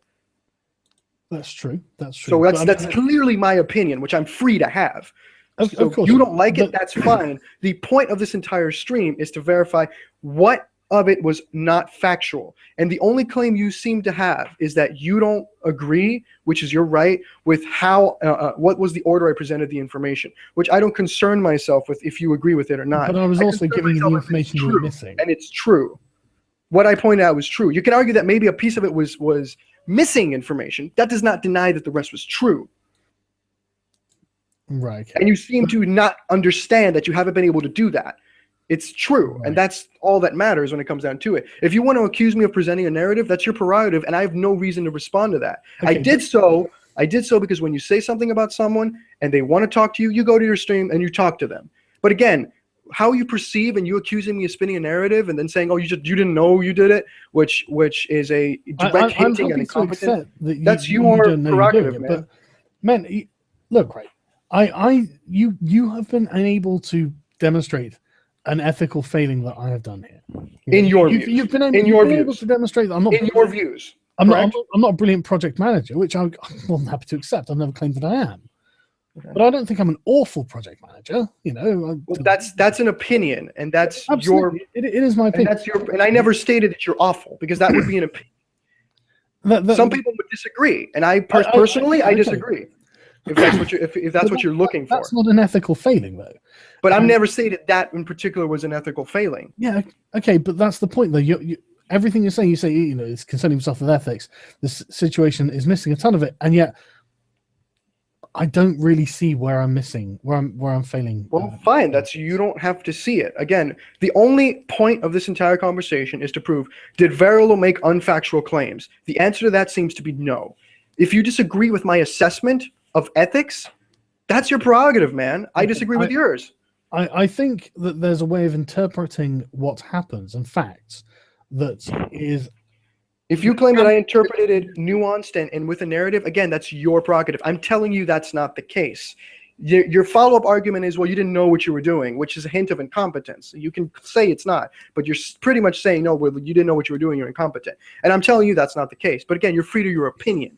Okay. If you think that I built this, or you feel that this was built, especially at the end part where it says I'll update this pertinently, which again, if you're building a narrative, that kind of breaks the whole thing, don't you think? Saying I'll update this if any of this was wrong, that kind of fucks everything over, doesn't it? Not really, no. No, so saying if I'm presenting a narrative and I'm going to update the article that could break that quote unquote narrative, don't you think that that's kind of a failure on my part to say, hey, this is an ongoing situation, there's things I left out? Because I say it, I may write a follow-up because there's more stuff. And again, it's contradictory to me presenting a narrative. I say that. I specifically state that the point of this is not to cause harm or anything like that, and I'm not presenting a narrative. I do all of that, and yet, despite all of that, you try to make the argument that I'm presenting a narrative. Well, it's despite the fact that none of my claims are incorrect. I do. That's my main issue. You can't give me an example of it, and the only example I gave you one, and you disagree. Exactly. The only example you think that I have done is one that, frankly, I think is a very personal issue to you and not to myself. No, Sargon, that was one example I gave you. It's not the only one. Okay, well, give me another one. The article is littered of it. Okay, well, the entire article is based around that. Okay, and I say, and I use the word article. That's unethical? What have I done that's unethical? Again, in my view, that also the changing of Gamergate is now ethics only. Well, the focus of my work on Gamergate. Yeah, I think it's completely. Sorry, I personally believe that it's since you're big on narratives, that it's spinning a specific narrative for convenience. I feel that, and I say, hey, that to me is a failure. You have to present everything, but this change is done for no other reason. But again, that's my assessment. After exploring what Digra's influence on the gaming press was, it's not just Digra. Digra's a key example. And then focusing my personal work on the ethical failings of the press, that's unethical. No, I'm sorry. I'm saying, first of all, the whole root of this is social justice warriors. You got to fight social justice warriors. This is, these people are the ones who are fighting Gamergate, and they're feminists and all that other stuff, and saying, yeah, that's the cause. And then going from that and saying, well, mission accomplished, guys. That, to me, is an ethical failure. And you can disagree. Right, okay, well, I don't, that's fine. I don't think I've breached any code of ethics there. But the point here is not for me to prove that my particular because again, the only way for me to prove that you did something unethical to you is to find a breaking in your own ethical standards, which are subjective to begin with. The point of this, however, is to show, did Verillo lie? Did he point anything unfactual? And I think you failed to point that out. Everything I've put here is true. Okay. And now you're only going as to this is a narrative. And again, you can have that opinion. I don't even have to respond to that. You can say you have a narrative, and okay, you can believe that. Okay. But the thing is, again, the ethical, the lack keep of going ethics. back to that. Yeah, but that's because that's the most important thing in this. To you. And I think to a neutral observer would be most concerned. You almost used the word journalist, and I haven't claimed that. I didn't say journalism. I think a neutral observer, if they were reading this and they didn't know anything about the situation, they wouldn't be interested about the he said, she said. They wouldn't really. I mean, they might look at your information and go, oh, right, that is the company's house, and yeah, that deserves further inquiry, and it does. But there's no breach of ethics there, as far as I can see. As far as you're concerned, correct? Yeah, of course, but. So wait a minute. Your concern is that people are going to read it and they're going to absorb my same conclusion. Sargon, I don't know if you know anything about me. The number one thing I say is look at the facts and then come to your own conclusions with your own research. It seems to me that you're concerned that people are idiots and they're just going to repeat my own conclusion. I think I give the reader a little bit more. A huge amount of time, and your conclusion is that this situation certainly seems to be missing ethics. You can't demonstrate. all you do. I've demonstrated all of these again. Right, let's go to why the conclusion happened. The conclusion happens because there's certain facts which are true. That when after looking at all of these facts and presenting all of this, because again, I don't even give opinions throughout the article. I think I make one joke in like 2 paragraphs before, which if you're familiar with anything I'm written is completely uncharacteristic of me, or any video I've ever done. It's completely uncharacteristic. I usually include jokes and stuff like that, and I didn't do it specifically because here's all of the facts. Here's my conclusion of said facts. My interest is not for people to look at my conclusion and go, well, his conclusion is correct. No, it's, okay, well, let me look at all these facts and see what conclusion I get to. And it is my right to present my personal conclusion after looking at all the facts. The failing from a writing perspective would be if the facts I presented were false, and they're not. And quite frankly, so your complaint of my conclusion... When you say that we haven't updated our website, is that not a true? Is that a true thing? Is it? It is a true thing because that's the site linked on your Kickstarter. If you started another site, that's not our current operating website. But again, that's your job to put it on the Kickstarter, not mine. Well, that's not my job. The official website is the one linked on your product. The Kickstarter isn't the only place that we deal with our games. I mean, it's not like you can't go to say our Facebook group and find the website. A Facebook group that hasn't. I covered the Facebook group too. Did you watch the video associated with the article that's in the article? No, I haven't watched the video. Okay, in the video, I go to your website and I click all of the contact us information. There's a YouTube that doesn't exist. There's a Twitter that in the video I can't see the tweets. I did look at it previously, and the last tweet was in October, something about Gamergate, nothing to do with the actual product. I look at the Facebook group, which was inactive for quite a bit. I think the last posting was in April. I looked at all of that. Yet you're stating that I presented incomplete information when you failed to even look at the whole thing. Okay, so you don't think you're presenting incomplete information? No, I think the presentation is quite factual and it's quite there. When you update the Kickstarter, and I was going to update and say, hey, they seem to have another website, but it's not linked anywhere. It doesn't have forums. It doesn't have any of these other things. It's simply a blog with updates, but it's there. I got that information sent to me this morning. We're on similar time frames. Okay. So it's kind of well, you didn't put the operating website. Yeah, well, that wasn't your operating website because that's not what you linked anywhere, was it? So that's your failure, not mine. Right, okay. Well, I will accept that failure, man. So I get the thing we're kind of talking around in circles now. So is there anything else you'd like to discuss before we put an end to the stream? No, I think that I'm going to look into, once again, the facts that you've presented here. I'm going to re-listen to the stream. I'm going to look at the information available, and I'll make an update pertinent with it and all of the necessary things. And again, the whole point of this is not...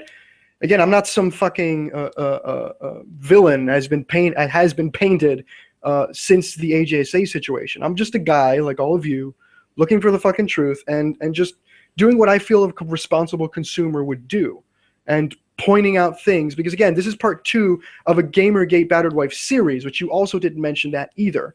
This is an entire thing of looking at what I feel are failures of Gamergate and how we can get better. Battered Wife series. I didn't actually realize this was part of a series. Well, it says it in the title, Sargon. Part 2, Sargon of Akkad. It's right there. Paying too much attention to that. I was paying attention to what you're saying. Look, I don't know about the rest of your series, man. And, I would find myself dubious now that I know about the particular article on me. So...